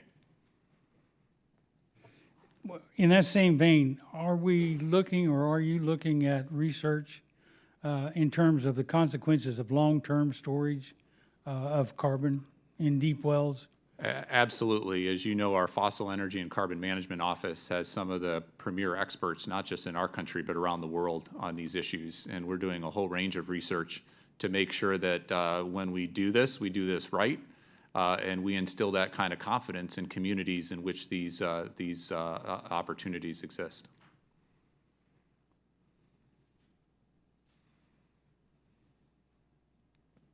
Thank you. I yield back. Gentleman yields back. The chair now recognizes the gentleman from Rhode Island for 5 minutes. Thank you, Mr. Chairman. Mr. Turk, thank you for being here today. As you probably know, my home state of Rhode Island is a leader in clean energy. We're home to our nation's first ever commercial offshore wind farm. Thanks to 5 turbines, we produce enough electricity each year to power approximately 17,000 homes. This clean energy revolution is part and parcel of how we meet our energy needs, fight the climate crisis, and support good-paying jobs. However, if you'll excuse the pun, development of offshore wind faces unique headwinds. There's an underdeveloped domestic supply chain, long permitting timelines, and difficulty integrating into the existing grid. If we're to meet President Biden's goal of deploying 30 gigawatts of offshore wind energy by 2030 and Rhode Island's goal of committing to 100% renewable energy by 2030, we must move quickly. The Wind Energy Technologies Office is key to wind energy research, development, demonstration, and deployment activities. Mr. Turk, the President's fiscal year 2025 budget request included a $62 million funding increase for the Wind Energy Technologies Office. Please describe how increased funding will support deploying 30 gigawatts of offshore wind energy by 2030. Well, it's a phenomenal office led by Jocelyn, who's the head of that office, but there's such an opportunity for us in offshore wind. I don't need to tell you that, and thank you for Rhode Island's leadership on that front. We are poised to have offshore wind be such a big part, not just on the East Coast, but we're working on the West Coast as well. Unfortunately, we have run into, to use your pun, some extraordinary headwinds. It's supply chains, it's a number of the things you mentioned. It's also interest rates, which having a particular impact on offshore wind. So we're trying to use all the tools that we've got in our tool belt, including our phenomenal Wind Technology Office, but we're also working with the IRS on the tax incentive piece of it and making sure the tax incentive is fit for purpose for offshore wind in particular. We've put out some additional information on energy communities and other kinds of things that we hope will help offshore wind developers make the numbers work and the numbers add up. Our loan program is literally talking to every single offshore wind developer to see if that's a useful tool, again, to reduce the cost of capital and to get those projects out there and to build from that success. So we're leaning in on all parts of offshore wind. It is a particularly I think the headwinds are abating a bit, if I can continue that metaphor, but we need to get beyond those challenges and get that offshore wind out there in the real world and build up those supply chains and build up those jobs. There's a huge amount of jobs if we build up that supply chain as well, as you very well know. Yeah. Well, in Rhode Island, we've got lots of leadership, especially partnerships with labor and unions to get that workforce we need. And of course, we know that but for the IRA, we would not be able to catalyze some of the progress we've made even further. I did want to talk a little bit and hear from you on transmission access. Right. Of course, we know that critical to achieving our offshore wind deployment goals is making sure that we have adequate and affordable transmission access. And so earlier this year, your department released the Atlantic Offshore Wind Transmission Study and the Atlantic Offshore Wind Transmission Action Plan that recommend the next steps to connect offshore wind projects to the grid along the Atlantic coast. Mr. Turk, can you share a little bit about the challenges that the department faces in supporting the interregional transmission planning needed to connect offshore wind projects to the grid, and really what can we in Congress do to help? Yeah, so we've got transmission challenges, not just for offshore wind and connecting offshore wind to the grid, but across our country. It takes way too long to permit offshore wind, permit transmission. And we need to reduce those times. So we're undertaking a whole slew of efforts, including doing what we can using an old law, I guess by relative terms, from 2005. CITAP is the acronym of this transmission permitting expediting authority that we're using with a 2-year shot clock. So it's not taking us 15, 16, 17 years to actually get transmission in our country, including for offshore wind. It's a 2-year shot clock under that effort that we're implementing with others in the interagency on that front. There are some financial incentives. We are using our loan program to help on transmission build-out, but frankly, there's more tools we could use from Congress to help on transmission as well. This is a big, big deal, as you rightfully know, and eager to follow up with you and your staff and the chair and ranking member on any technical assistance we could do in terms of informing what Congress could further do on this effort.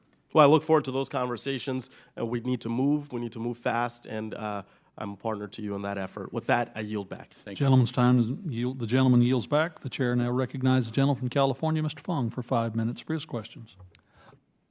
Thank you, Mr. Chairman and Ranking Member. Thank you, Deputy Secretary Turk, for being here. At the end of April, shortly before I was sworn in, the committee sent a follow-up letter to the Secretary regarding the lack of transparency surrounding the Department of Energy's pause on U.S. liquefied natural gas export permits. Thus far, we've only gotten fragmented information from different department officials. This committee has jurisdiction over DOE research and development, which includes the activities of the national laboratories, as you know, who have been tasked with the economic and environmental analysis DOE has said is the reason for pausing the LNG export permits. But the concern and question no one seems to be able to answer is who is ultimately in charge. So, if you may, can you shed some light on which individuals are at the helm of this analysis and giving direction to the national labs regarding the scope of the topics, process, and timeline related to the administration's pause on U.S. LNG permits? Is it the lab directors or the energy secretary or someone else? And who set the parameters of what is to be considered by this study, and who has daily oversight of its progress? Yeah, thank you, Congressman, and congratulations on your election and anything that we can do from the Department of Energy side of things, any briefings that you'd like or other kinds of things on any issues, just let us know what we can do to help. So ultimately, the Secretary and I are in charge, right? She's the Secretary, I'm the Deputy Secretary, the number 2 in the administration. We rely on phenomenal career technical expertise that we have, not only in our Fossil Energy and Carbon Management Office, which is the lead office for this particular study, but also in our national laboratories. We've got such phenomenal career folks who know these issues inside and out. And so the analysis that we're doing as this pause is in place, and again, this pause isn't for current exports. Current exports are going. This is just a pause on additional authorizations above and beyond the 48 billion cubic feet per day of authorizations already out there. But we're updating our analysis because so much has changed. But the Secretary and I are ultimately in charge, but we rely an awful lot, of course, on civil servants for the good, independent analysis that's going to inform these decisions. And if I can follow up, is there anything that can or cannot be considered how extensive is this study? So it's an extensive study.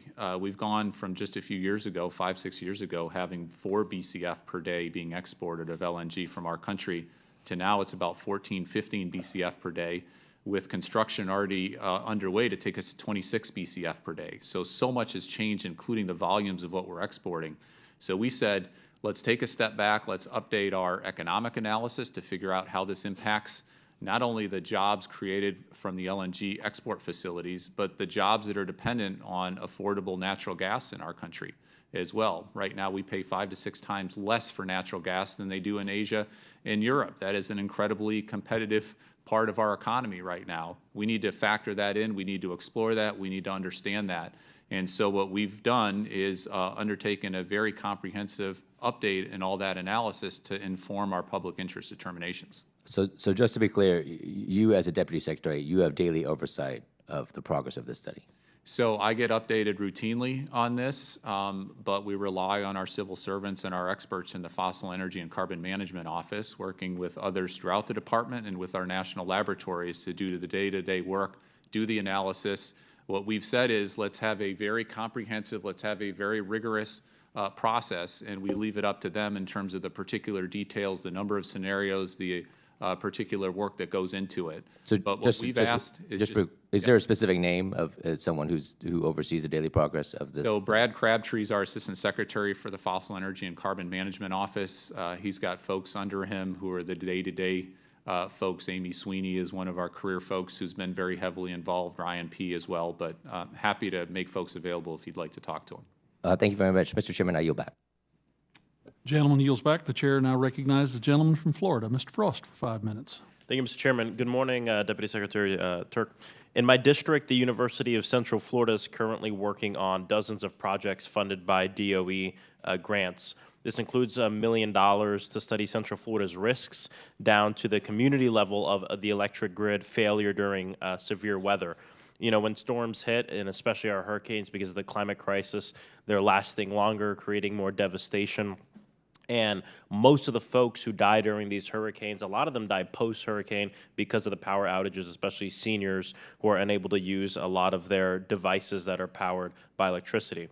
So this has been the focus of a lot of my legislation, like the Safe Through Medicare Act. With the same goal, Florida received over $30 million in grid resiliency grants from the Biden administration this year alone. And I'm really happy to see that DOE's 2025 request would almost double the funding for the Grid Deployment Office, which is really important, of course, to my district, but to folks around the entire country, especially because we continue to see extreme weather events. Secretary Turk, how will the Biden administration focus on grid resiliency to protect Americans from extreme weather? Well, thanks for your focus on this issue, and I don't need to tell you, living in Florida, what we're already seeing in terms of the impacts of climate change. More severe hurricanes, let alone the heat waves much of our country is facing right now. It was one of our national laboratories that actually took a look at the wind speeds and other factors and features of hurricanes and said we're probably going to need to have a Class 6 hurricane categorization just to deal with the increase in storms, the powerful nature of storms that we're already seeing out there. In fact, last year we had 28 separate billion-dollar weather and climate impacts in our country. That is just a remarkable amount of not only financial impact, but human devastation that's happening. And you're right to focus on grids. Grids are such a key part, making sure we've got resilient grids. Much of our grid infrastructure is quite old, and we need to make sure we're updating that. We're using the state-of-the-art technology. Thankfully, thanks to the President's leadership, Congress's support, through the extraordinary pieces of legislation, the bill and IRA, we have $25 billion to help on grid resilience. $7.2 billion of that over the last year has gone out to states and utilities and others to help on that front. We also have a regular budget as well that we're trying to do cutting-edge research and development on grid technologies, but trying to get those technologies out there as quickly as we can so that your constituents and others will have the reliability and resilient grids that they depend on and need to depend on. Thank you so much. And because you brought up heat waves, you know, we know right now deadly heat waves are around the country. I think it's a stark reminder of the fact that we need to get off carbon spewing fossil fuels as soon as possible. extreme heat kills more people than hurricanes, tornadoes, earthquakes. Yet it's not necessarily classified as extreme weather emergency, and so that's something we're also working on. But this also means there'll be a greater demand for critical minerals. That comes with its own set of environmental problems. Orlando's Precision Periodic, a local company that grew out of UCF's business incubators, recycling critical minerals from used batteries with the help of DOE's funding. How is DOE working to make sure that domestic critical mineral usage is less damaging to the environment? Yeah, so we absolutely have to diversify our supply chains as we use more lithium, as we use more cobalt. Right now, a lot of that material, much of that material is processed in China. That's not good for our energy security, our economic security, our national security. So we're spending a lot of money and a lot of focus on not just the mining part, the processing part, but you're right to focus on the recycling part as well. As we have more of these minerals in our systems, whether in EV batteries or solar PV panels, or magnets or semiconductors, we need to have the research done now along the lines of what you're talking about so that we have those recycling programs in place, done environmentally friendly, done in a way that has U.S. jobs. We don't export material to be recycled elsewhere to come back into the U.S., and that's what we're spending a lot of time and focus on. Last question. How important is grid integration into achieving President Biden's goal of having 100% clean energy by 2035? So it's absolutely vital. We won't be successful not just in decarbonizing our grid, but frankly providing affordable power to providing resilient power in the face of additional climate disasters unless we invest in our grids. The grid is what literally connects it all together. Thank you so much. I yield back, Mr. Chair. Gentleman yields back. The chair now recognizes the gentleman from Georgia, Mr. McCormick, for 5 minutes. Thank you, Mr. Chair. Thank you for being here, Deputy Secretary. As you know, the Abilene Christian University is partnering with other universities, including Georgia Tech, to develop Next Lab Nuclear Research Center, which serves as the home of the Molten Salt Research Reactor called MSRR. The Molten Salt Research Reactor will serve as a test bed for nuclear reactor design that could be used to help safely address critical needs for energy, water, and medical isotopes. In October 2023, I joined my colleagues in sending a letter to your boss urging the DOE to treat MSRR project at the ACU consistently with all the other university research reactors and provide the HALEU, I think it's pronounced, uranium fuel in a timely manner. Yet, to my understanding, the fuel still has not been provided. This is unacceptable. If we're going to get this research done, which we partnered with private industry, we said, look, if you guys provide funding for this, we'll provide the fuel for it. We're talking about a clean energy source. We talk about how important it is to reduce carbon imprint. This is something I don't understand. Can you tell me why it's been delayed for over a year? Yeah, and thanks for your leadership on this. This is an incredibly exciting area of research, but also commercial opportunity as we think about where we're going to get our electrons, our clean electrons in the future. We just got an additional amount of funding repurposed from Congress, $2.8 billion, to work on our supply chains, not just for HALEU, but for also low-enriched uranium, which is what goes into conventional. We are executing on that right now. I'm happy to get the particulars on that. Our goal is to make sure that those who want HALEU have the available HALEU when they need it, but happy to get into the particulars that you mentioned. I don't have that information right offhand on that, but happy to follow up with you and your staff. It really bums me out because we sent out the letter a while ago and we promised this. We fund it, and yet people are basically funded to sit around and do nothing because they don't have the fuel that we promised them as our partner. That you don't have the details really disappoints me, I got to tell you. And just to be clear, if I could, the $2.8 billion was quite recent that Congress just gave us that funding. So that is a huge amount of money. That's the most money we've ever had to work on HALEU and work on low-enriched uranium as well. And obviously, we're trying to work on that as quickly as we possibly can. Okay, I hope we have a timeline set before us in an expedient manner. Because it seems like on one hand we tout the necessity for electric vehicles, for electric trains now, which I think is insane, and AI supercenters, which we know is going to increase the energy requirements by all states. Georgia is one of the few, actually the only state in the last 20 years to come up with nuclear power plants. We're not doing it efficiently. We're still overregulated. We're doing it slowly and very expensively. And I think that this research is exceptionally important to the future of energy production. One of the things I thought also, this administration had continued the rhetoric on all this energy production, this clean energy, by the way. Now, I don't know what your opinion is. Do you think that nuclear power is in any way inferior in capacity or generation for energy, clean energy, than any other source, whether it be solar or wind or hydro or anything else like that? So I think nuclear plays an incredibly important role right now. It's 20% of our electricity production and a huge percentage of our clean, carbon-free electricity production right now. And we're investing an awful lot of money, thanks to Congress's leadership and partnership, to make sure that we're not only advancing existing reactors. You mentioned the reactor Vogtle in Georgia that just came online. That's the first big reactor that we've had in our country for quite some time. But we're investing a lot in the reactors of the future, the small modular reactors. And I view that as an incredibly powerful tool in our tool belt to accelerate our clean energy development more generally. So you talk about accelerate. I'm gonna focus on that because I have 1 minute left. Accelerating any program. This is what frustrates me with the way that we're focusing, and this is why I'm really disappointed that we promised people something for an investment without having the government side tied away. It's not entirely your fault, but it's the government's fault for sure. This administration, though, did have this rhetoric about this incredible investment in superstructure to, for example, the EV charging stations, which are now infamous. $7.5 billion in federal programs buried inside a 2021 infrastructure bill promised 500,000 EV charging stations across the country. As you know, right now, so far, we've had a grand total of, I know everybody's excited about this, right?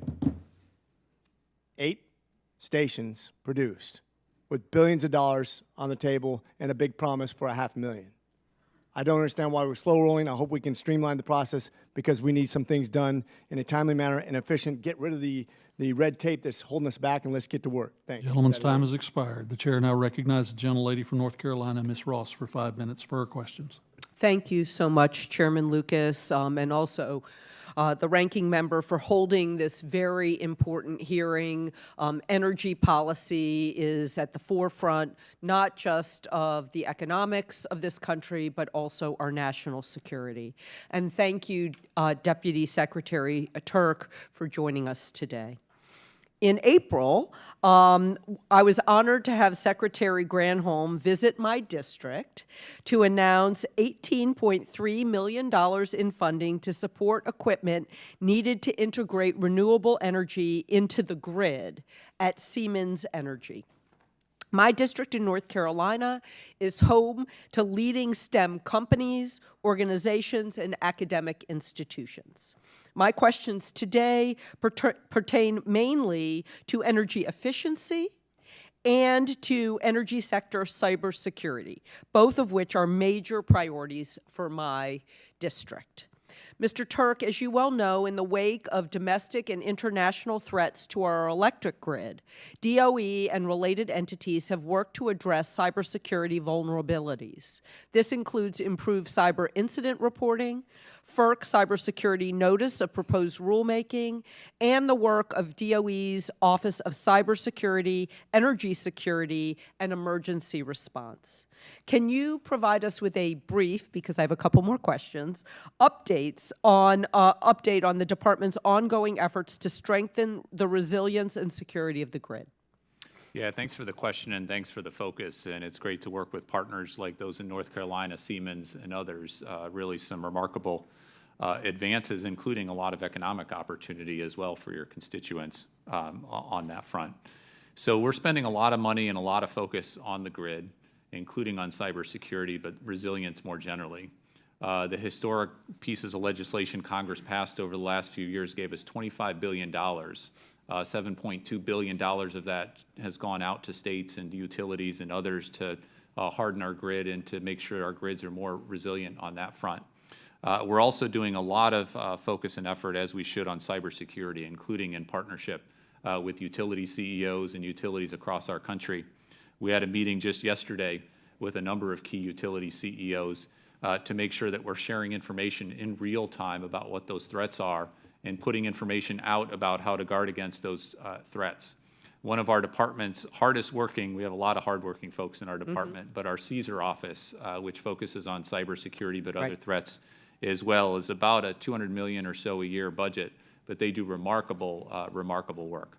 Well, we are trying to help you with that and get more people into the cybersecurity field, not just at low levels, but at very high, sophisticated levels. I co-led a bipartisan bill with Congressman Mike Carey called the Energy Cybersecurity University Leadership Act. It was one of the very first bills to pass on suspension in this Congress.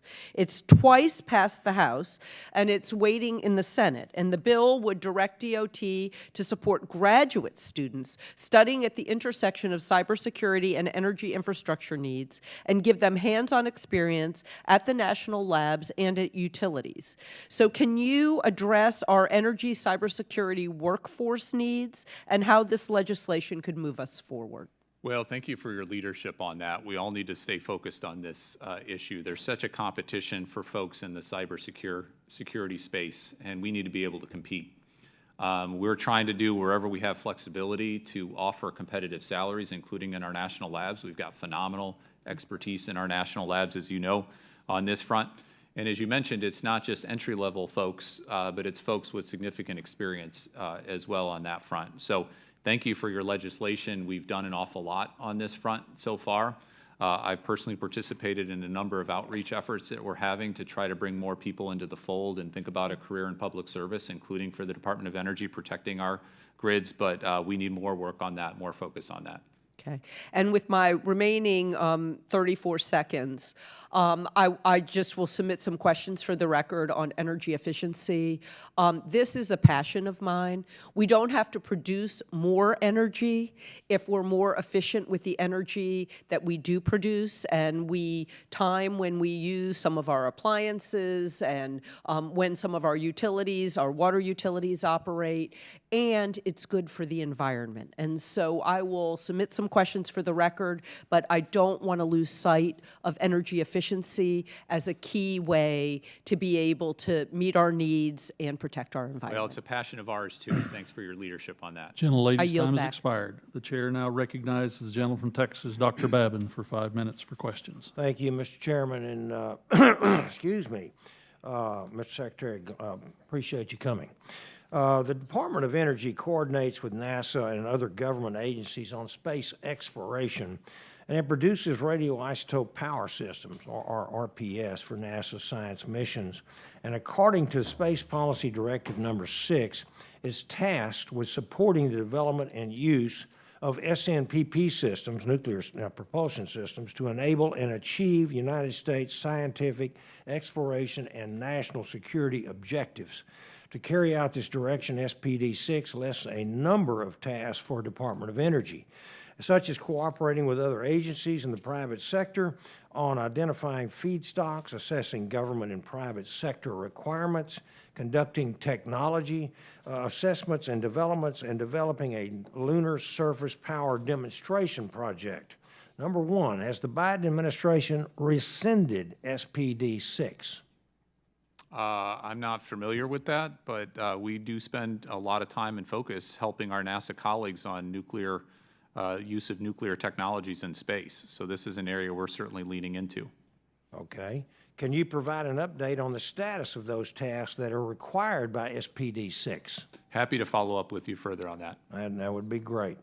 How much plutonium-238 has NASA requested from DOE for RPS systems, and how much plutonium-238 is DOE currently producing for NASA per year, and is DOE meeting NASA's requirements? So happy to follow up on the particulars. I don't have those numbers offhand, but I will say that we coordinate quite closely with NASA. I spend a lot of time coordinating with my deputy counterpart at NASA and making sure that we've got a partnership all across the board. And it's a very strong and rigorous partnership. And if there's ways that we need to up our game even further, eager for your guidance and what we can do to be a better partner. Very glad to hear.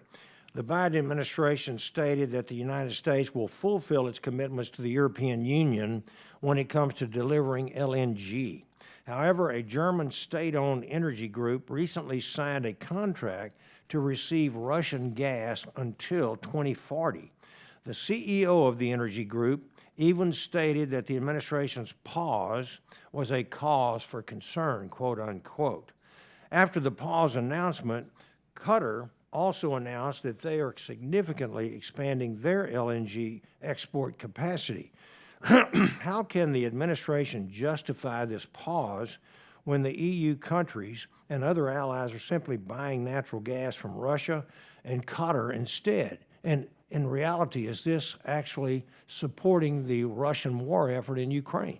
So we are the largest exporter of LNG right now. Our increases have just been extraordinary over the last several year period of time. Just a few years ago, we were at 4 billion cubic feet per day.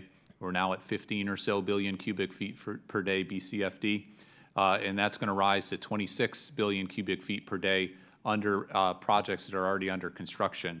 We will remain the largest exporter. What we're seeing right now is Europe is actually using less natural gas. They've actually decreased the use of their natural gas 20% over the last 5-year period of time. Japan has plateaued their natural gas use and their need for LNG imports. The biggest additional potential source for our LNG to go to is China. They're expected that they could increase their LNG uptake 65% to 2030. So again, we are undertaking an analytical analysis, updating our analysis to make sure that we are performing the duty Congress has given us to make these public interest determinations as we consider exporting even more of our natural gas than what we've already authorized. And we've already authorized up to half of our natural gas production right now being exported. Okay, has any independent organization assessed the impact of this pause on the environment or on the U.S. economy? So this is what we're using our national labs and our civil servants to update our analysis to inform our public interest determinations. That's why we have the pause. That's why we have this analytical update, is to make sure that we're relying on the smartest people here. We're relying on their independent judgment, their expertise. We're running a variety of scenarios, looking forward in terms of the demand, looking forward in terms of the impacts on American consumers and American businesses who rely on natural gas as well. A lot of folks have pointed out that the more you export, the more that puts upward pressure on our prices domestically. Right now, our consumers, our businesses pay 5 to 6 times less for natural gas than they do in Asia and that they do in Europe right now. And we need to take that into account. That's why we're doing this analysis. Well, I'm looking forward to getting the information that you said you were going to give us. Great, great. Happy to do it. And sorry not to have those numbers right offhand, Congressman. Would Dr. Baird yield for just a moment? Yes, sir. I'm not an engineer by training, doctor, but an ag economist, and you and I have a little bit of political process here. Right. Would it seem that if you could provide an energy source to your great economic enemy that they're paying cash for, if you could addict them to using that, which would clean up their environment, wouldn't that give you more leverage ultimately? You would sure think so, Mr. Chairman. Wouldn't you believe that because of the way supply and demand works, that if you artificially restrict demand for a product, you're suppressing the potential investment? So if you can't sell your gas, there's going to be less gas delivered, explored, discovered, correct? No question. So in effect, you limit your transition fuel source, and at the same time, you limit your ability to create leverage with one of your greatest adversaries. No question about it. I appreciate you. I'm glad I yielded my time to you, Mr. Chairman. Gentleman yields back. The chair now recognizes the gentleman from New York for 5 minutes. Mr. Tonko. Well, thank you, Chair Lucas and Ranking Member Lofgren for holding this hearing, and thank you, Deputy Secretary Turk, for your excellent leadership at DOE. I have to say the team at DOE is quite an impressive group of consummate professionals. I'm deeply proud of our work last Congress to enhance U.S. research and innovation through landmark legislation, including the CHIPS and Science Act and the Inflation Reduction Act. Now our focus must be on effectively implementing these investments, certainly not on clawing them back, and working to ensure enduring progress. This includes not only directing federal funding toward cutting-edge research, but also fostering a supportive environment for the next generation of researchers, including through effective mentoring and cultivation of inclusive and healthy workplaces. To this end, I was particularly encouraged by the DOE's introduction of promoting inclusive and equitable research, or the PEER plans, in fiscal year 2023. So, Deputy Secretary Turk, can you discuss how these plans or other DOE initiatives are helping to promote diversity, equity, inclusion, and accessibility in DOE-funded research? Well, let me start in thanking you for your leadership. It's been terrific to work with you personally, and I know many folks in the Department of Energy enjoy the conversations and enjoy your leadership. It is a phenomenal department, I have to say. It's been a privilege and an honor to work with such dedicated career folks who made their careers to try to help our fellow American citizens. The issue you mentioned, making sure that we've got inclusive and equitable opportunities for folks to work in our laboratories, to have the kinds of graduate opportunities going forward, is such an important one. It's not only the right thing to do, but if we want to maintain our edge on innovation, our edge on research, our edge on science, we need to take advantage of the full population that we have and make sure that we have opportunities for kids, no matter where they grow up, to have those opportunities to become a professor, to become a PhD, to become an innovator, to become an entrepreneur. And so the kinds of programs that you're mentioning are absolutely critical, and we need to do even more of that. Thank you. And additionally, how does DOE ensure grantees are held accountable for the elements of their peer plans? Well, this goes back, and this is what we're doing on our community benefits plan as well, right? First of all, you have to have transparency in those plans so that folks, not only our own folks can take a look at them, but we can make those available and have others kick the tires and make sure that we're holding true to our responsibilities that we have going forward. And we need to ask ourselves, and those who we give funding for, it's not our money, it's your money, it's the taxpayers' money. We need to make sure that we're getting big bang for buck from all of those efforts. And so it's okay for us to ask tough questions. It's okay for us to hold folks accountable, and that's the kind of culture that we're trying to build. We've got a strong culture of that already, but the Secretary, myself, others of us, trying to instill that kind of culture throughout our department. Thank you. Another critical aspect of a thriving and trusted federal research enterprise is a robust scientific integrity policy. In January, I was excited to see the release of an updated DOE scientific integrity policy that better aligns with the 2023 National Science and Technology Council framework. I was happy to see that the policy made it clear that political interference to delay or alter scientific findings is indeed unacceptable. However, the process for reporting allegations of such violations is not explicitly outlined. So, can you discuss any efforts to ensure reporting mechanisms are made clear to employees and the general public? Yeah, so let me just be very clear, and I know, Congressman, you feel this way. The fact that we have the kind of scientific integrity that we have, not only in the Department of Energy, but the culture we have in our country, is one of the big reasons, along with investment, along with focus, along with talent, for us to be the scientific powerhouse that we are. And we need to guard against any and all efforts to erode that kind of integrity. It frankly is what separates us compared to a lot of other countries around the world that don't have that integrity, that want to hear truth to power. And if our scientists come up with answers that I find uncomfortable, we want to and encourage that again and again, both in terms of written policies and those kinds of things, but in the culture that we try to have in our department for folks to speak up and to come forward. And frankly, if there's good science that's being done out there that question our assumptions on certain issues, that's the way we spend taxpayer money efficiently, and we course correct as needed. So it's absolutely integral to everything we do. Well, I thank you for that. And Secretary, I appreciate your mention of the Weatherization Assistance Program, which plays a vital role in helping low-income Americans reduce energy costs and make their homes healthier and safer. While the program has excelled in traditional improvements like insulation and LED lighting, new advancements like heat pumps and smart thermostats offer additional savings and resilience. So how can the Weatherization Program expand its reach to incorporate these innovative technologies, ensuring that LMI households benefit from these advances? Well, it's a phenomenal program. Right now, each household that gets support, and it's not as many households as we need to reach, right? There's a greater demand than we have the resources for it. They save on average $372 per year. And these are the households that $372 per year is a big deal. And we need to make sure more households have access to that. We also need to do exactly what you're talking about, is expanding on the core success that we've had, the foundation that we've built, and make sure that we're incorporating other technologies, whether appliances or other ways that we can save more money Throughout the bill in the IRA, we've got an extraordinary amount of money, $38 billion that we're estimating in savings on electricity bills for American consumers because of the President's leadership, because of the Congress stepping up and providing those tools in the tool belt. Gentleman's time has Thank you. expired. I yield back. Chair now recognizes the gentlelady from New York, Ms. Tenney, for 5 minutes.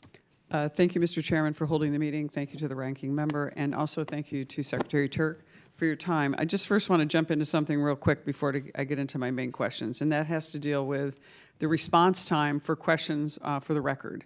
On September 14th, 2023, this committee held a hearing where Secretary Granholm appeared, and it took 9 months for your department to respond to the committee's questions for the record. I just don't think it's fair or responsible to wait 9 months, especially coming from a place like New York with tremendous energy issues, where we have businesses literally hanging on edge, wondering if we're going to have our lights shut out or our power turned off because of some of the questions. So I would just ask that we get a better response time to that, if you could, and send that message on to Secretary Granholm. If you could, thank you. Yeah, we'll Now, do. Thank you. On to the questions. I just have a couple, obviously I know that my colleagues have touched on a lot of this, exports of LNG, but we have a lot of really important parts of the world, particularly the Balkans, where not delivering this LNG and getting our resources from the United States forces some of these countries to be dependent on Russia and China, which is really a bad idea when we're trying to deal with this part of the world, which is the Balkans, Eastern Europe, the gateway between East and West. This is where a lot of international activity has been happening. This is hurting these countries. We want them to be pro-U.S. We don't want to push them to Russia and China. So that I'm very worried, just as a person who spent a lot of time in the Balkans, about this policy. And I'm not going to ask you a question about it because I want to get on to a couple other things that we're talking about. But that really worries me, that we are not looking to bring them in and maintain them as allies. It's really critical for Europe, and it's critical for the world's security. I want to just cite something. It was an editorial from the Washington Post, called the recent LNG export pause decision as, quote, an election year sop to climate activists that will do much more to unsettle vital U.S. alliances than to save the planet. The White House essentially admitted such in its press release with an announcement that highlighted support from environmental organizations who vehemently oppose any oil and gas production within the United States. If this administration is so concerned about the impacts of increased exports and science, why did the Department of Energy undertake a pause?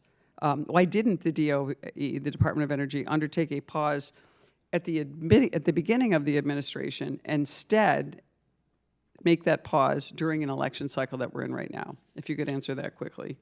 Yeah, I feel incredibly comfortable with the analytical update and the pause. And again, this is not. But can you let's just get back to the question. Why would, if this is so critical, why wouldn't we pause it right out of the gate in 2021 instead of waiting till we're in the election year cycle right now? Well, we have. Could you just give me a science-based answer for that? Yeah, happy to do so. So let's look at the numbers and see what's happened over the last several years. But I'm talking about right away, Increased because, I mean, permit. 3 years, I mean, we're talking about millions of years of the earth, not 3 years where all of a sudden we're in an election cycle. You got to raise money from these people. Why are we, it just doesn't make sense. That is absolutely not what happened. So we have been increasing our exports of LNG significantly. 4 BCF per day just a few years ago. We're now up to 15 BCF per day. There's construction right now happening up to 26 BCF per day. When we were in the midst of what we were doing with Europe, and we exported a lot more LNG to Europe during its time of need as it's weaning itself off from Russia, just as you suggest.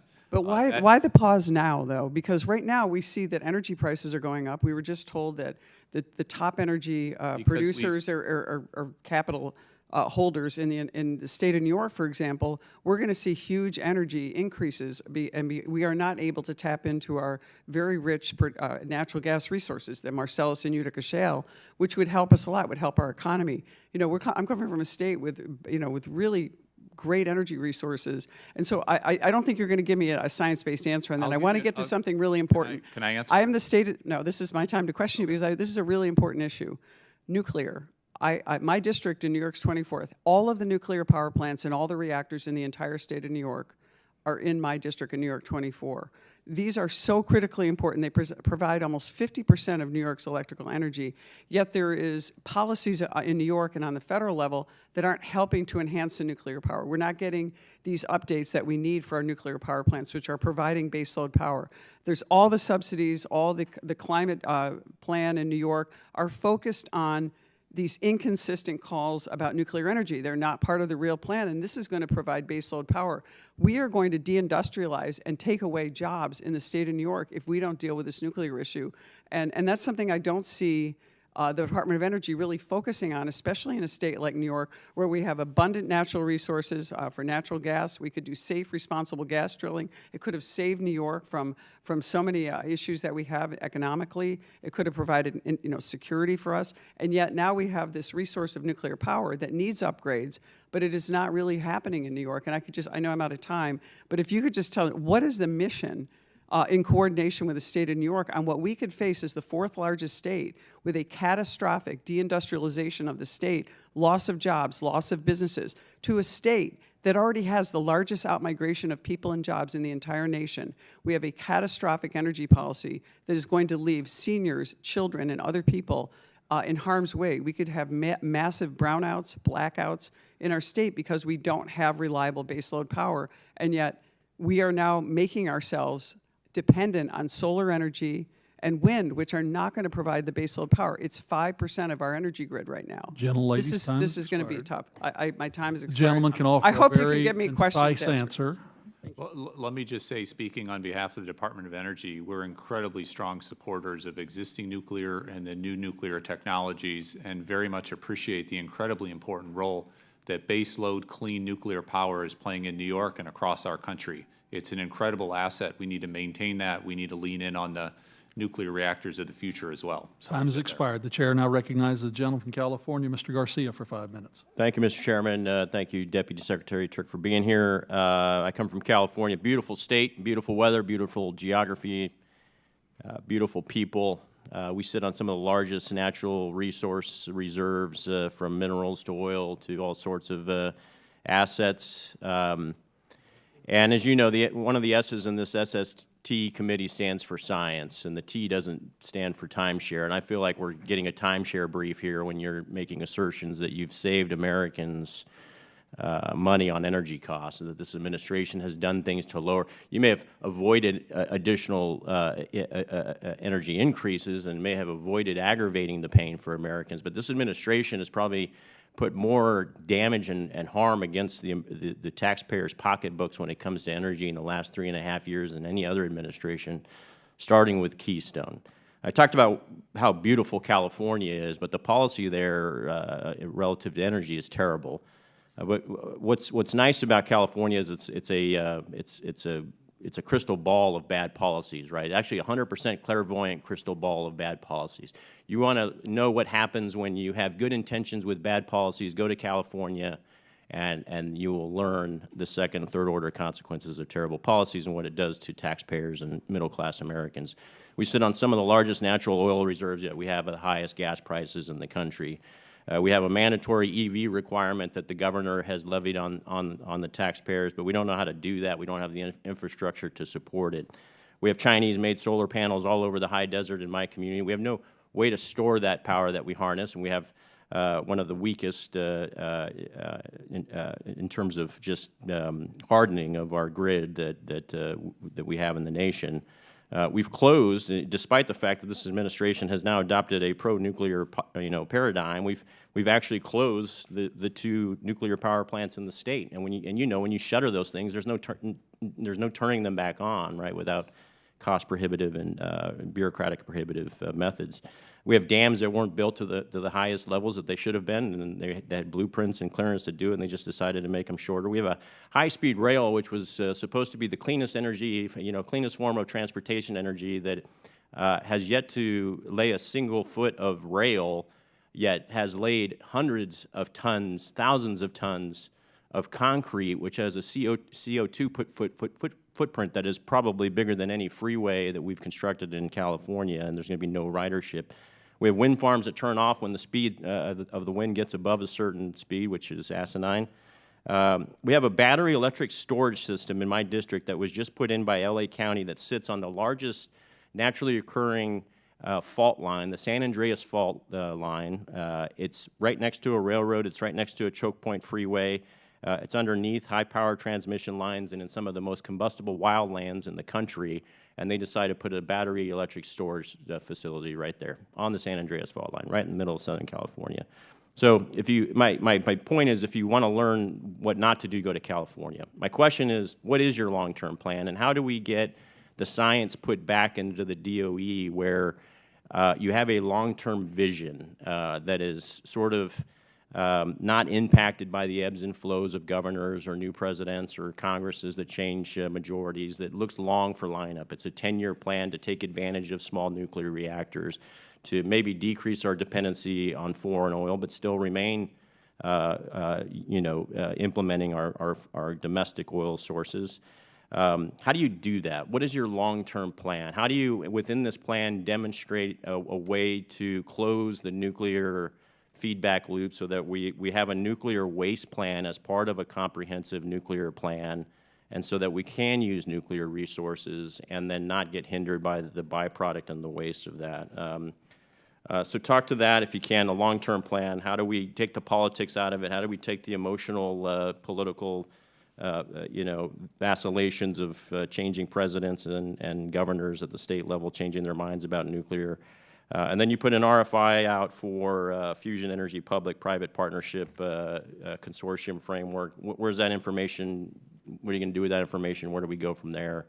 But big picture, what's the vision? How do we actually get to the point where your agency has a long-term framework and strategy to support energy independence without breaking the back of the American taxpayer? Well, thanks for the question. I come from a small town and take a very pragmatic approach to these things. And I wish we could take politics out of it, frankly. And I think if we were able to do that and look objectively about what we're doing, there's a remarkable amount of progress we've made in just a few-year period of time. First of all, as I mentioned in my opening statement, and thank you for the chairman's leadership, other members of this committee in particular, we have to focus on science. We have to focus on innovation. We have to focus on R&D. We have to focus on our national labs. That is an incredibly, incredibly important part of our DOE responsibility. We take that very seriously. We're asking for additional increased resources for those parts of our portfolio. At the same time, I think we can walk and chew gum at the same time and have the kinds of historic investments we're making in clean energy. Clean energy not just in terms of affordability and reducing prices for consumers, stepping up and actually reducing our emissions.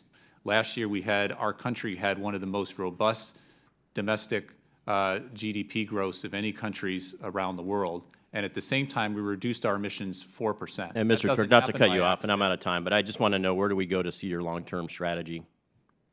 So our secretary has spoken about our clean energy industrial strategy and all the components of it. Is that available for us to digest as a committee and as individuals? It's out there publicly. We're happy to provide other materials. We've had over 600 manufacturing facilities either open up or expand because of the president's leadership, because of the congressional historic legislation.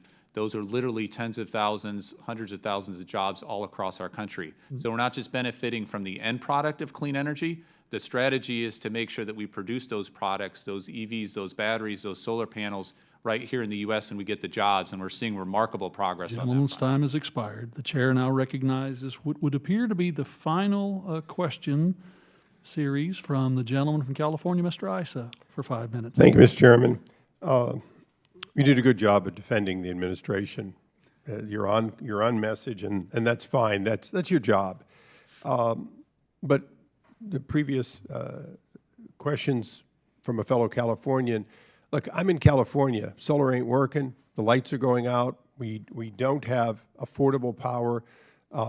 We're shifting either overseas or out of the state at a minimum.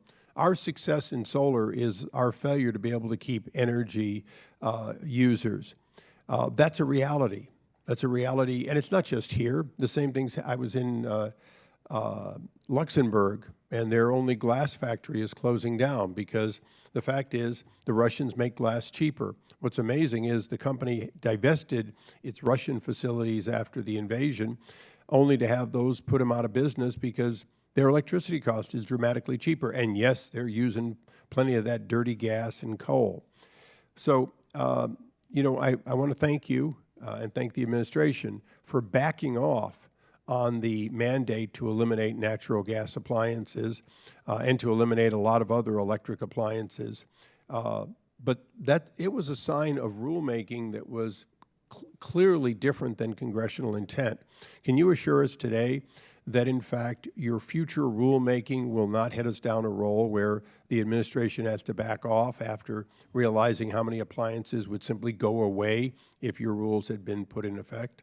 So we are a real-world department, and we take feedback, including from private industry, incredibly seriously. So anytime we put an efficiency regulation proposal on the table, we invite that kind of feedback that allows us to improve that rule before it becomes final. And so we'll continue to undertake that process going forward. Secretary Turk, you know, you're not supposed to disrupt an industry with something that's out of line and then say, well, we backed off because. That's the I'll hurt you less if you play ball with us.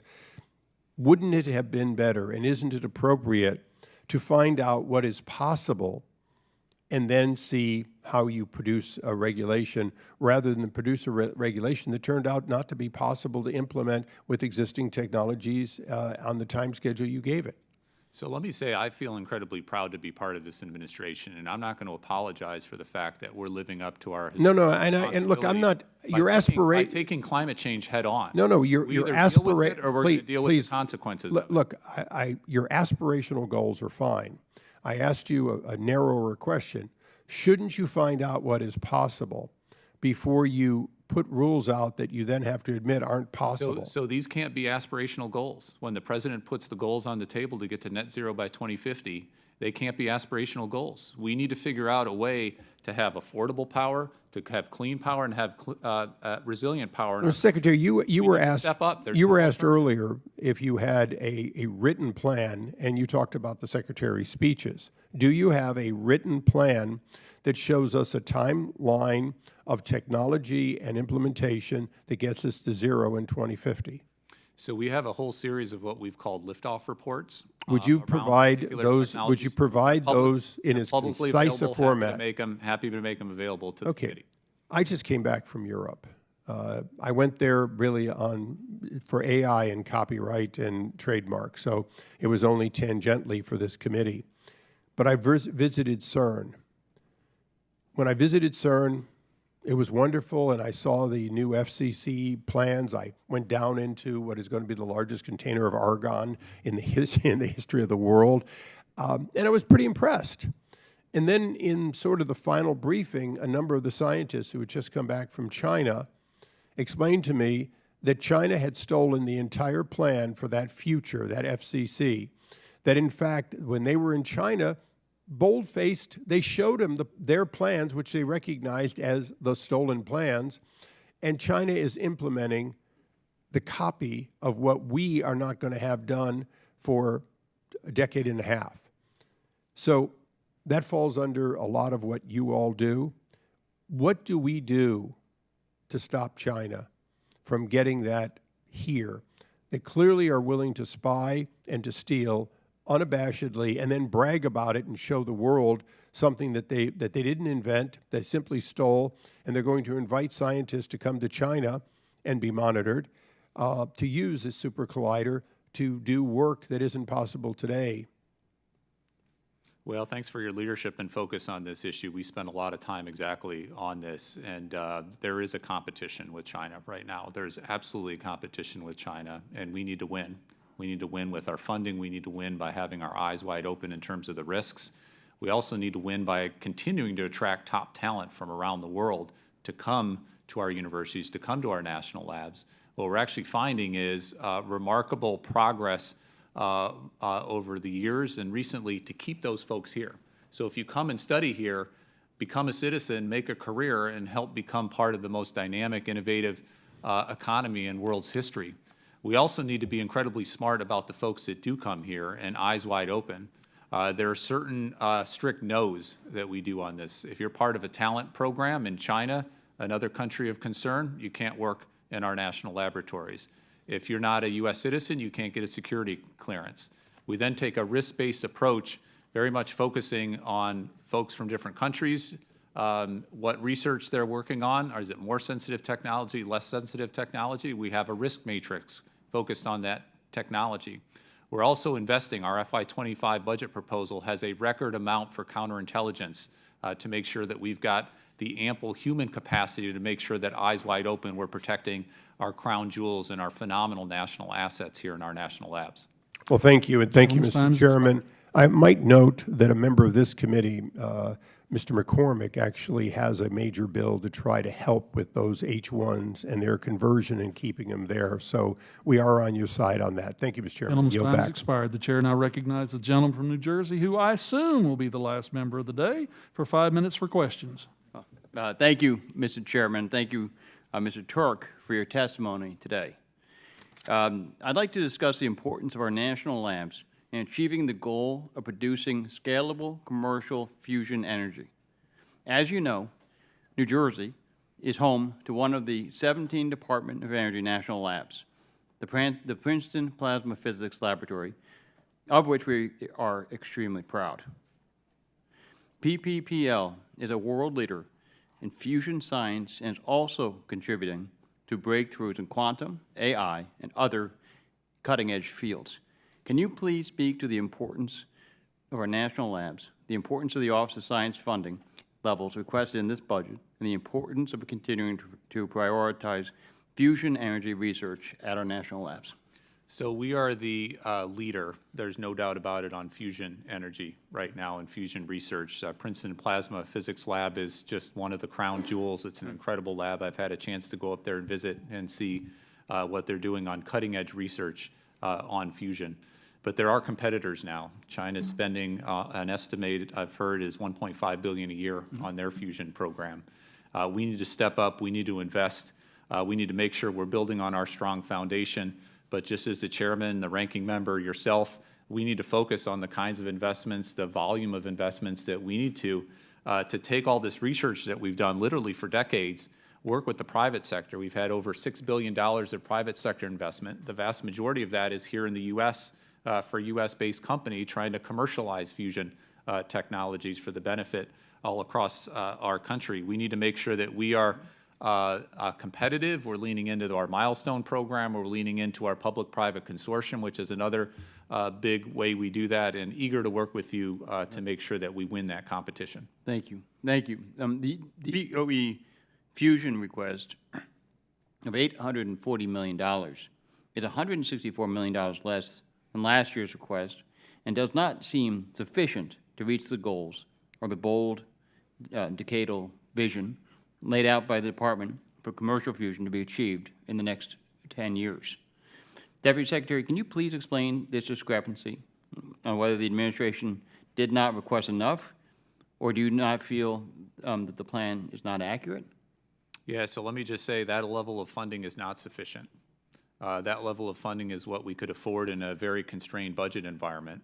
In FY24, when we put forward a $1 billion request, unfortunately, Congress was only able to provide $790 billion of funding in FY24.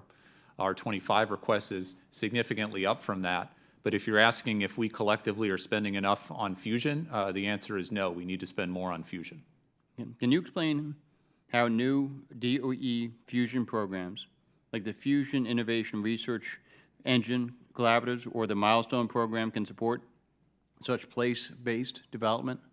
Yeah, so these are very innovative. I feel incredibly proud of what we've done on the FIRE collaboratives, on the Milestone programs. We've now reached agreement with all 8 companies that are part of the Milestone programs on the IP arrangement along those lines.